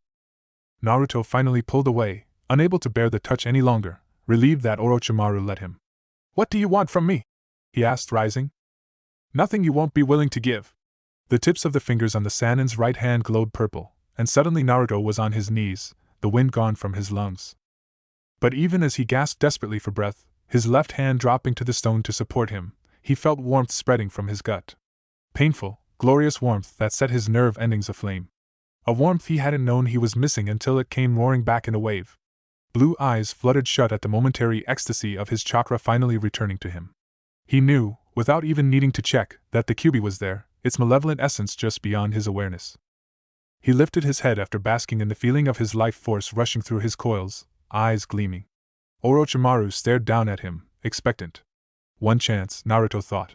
His trump card was back, all it would take was a single moment of effort. Where would you go? The same tiny voice from earlier asked, sounding disturbingly like Sasuke. Konoha was close to him.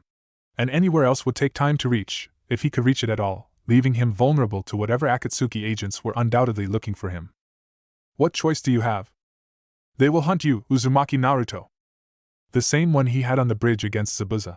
The same one he had in River Country. The same one he had against the Shikaku.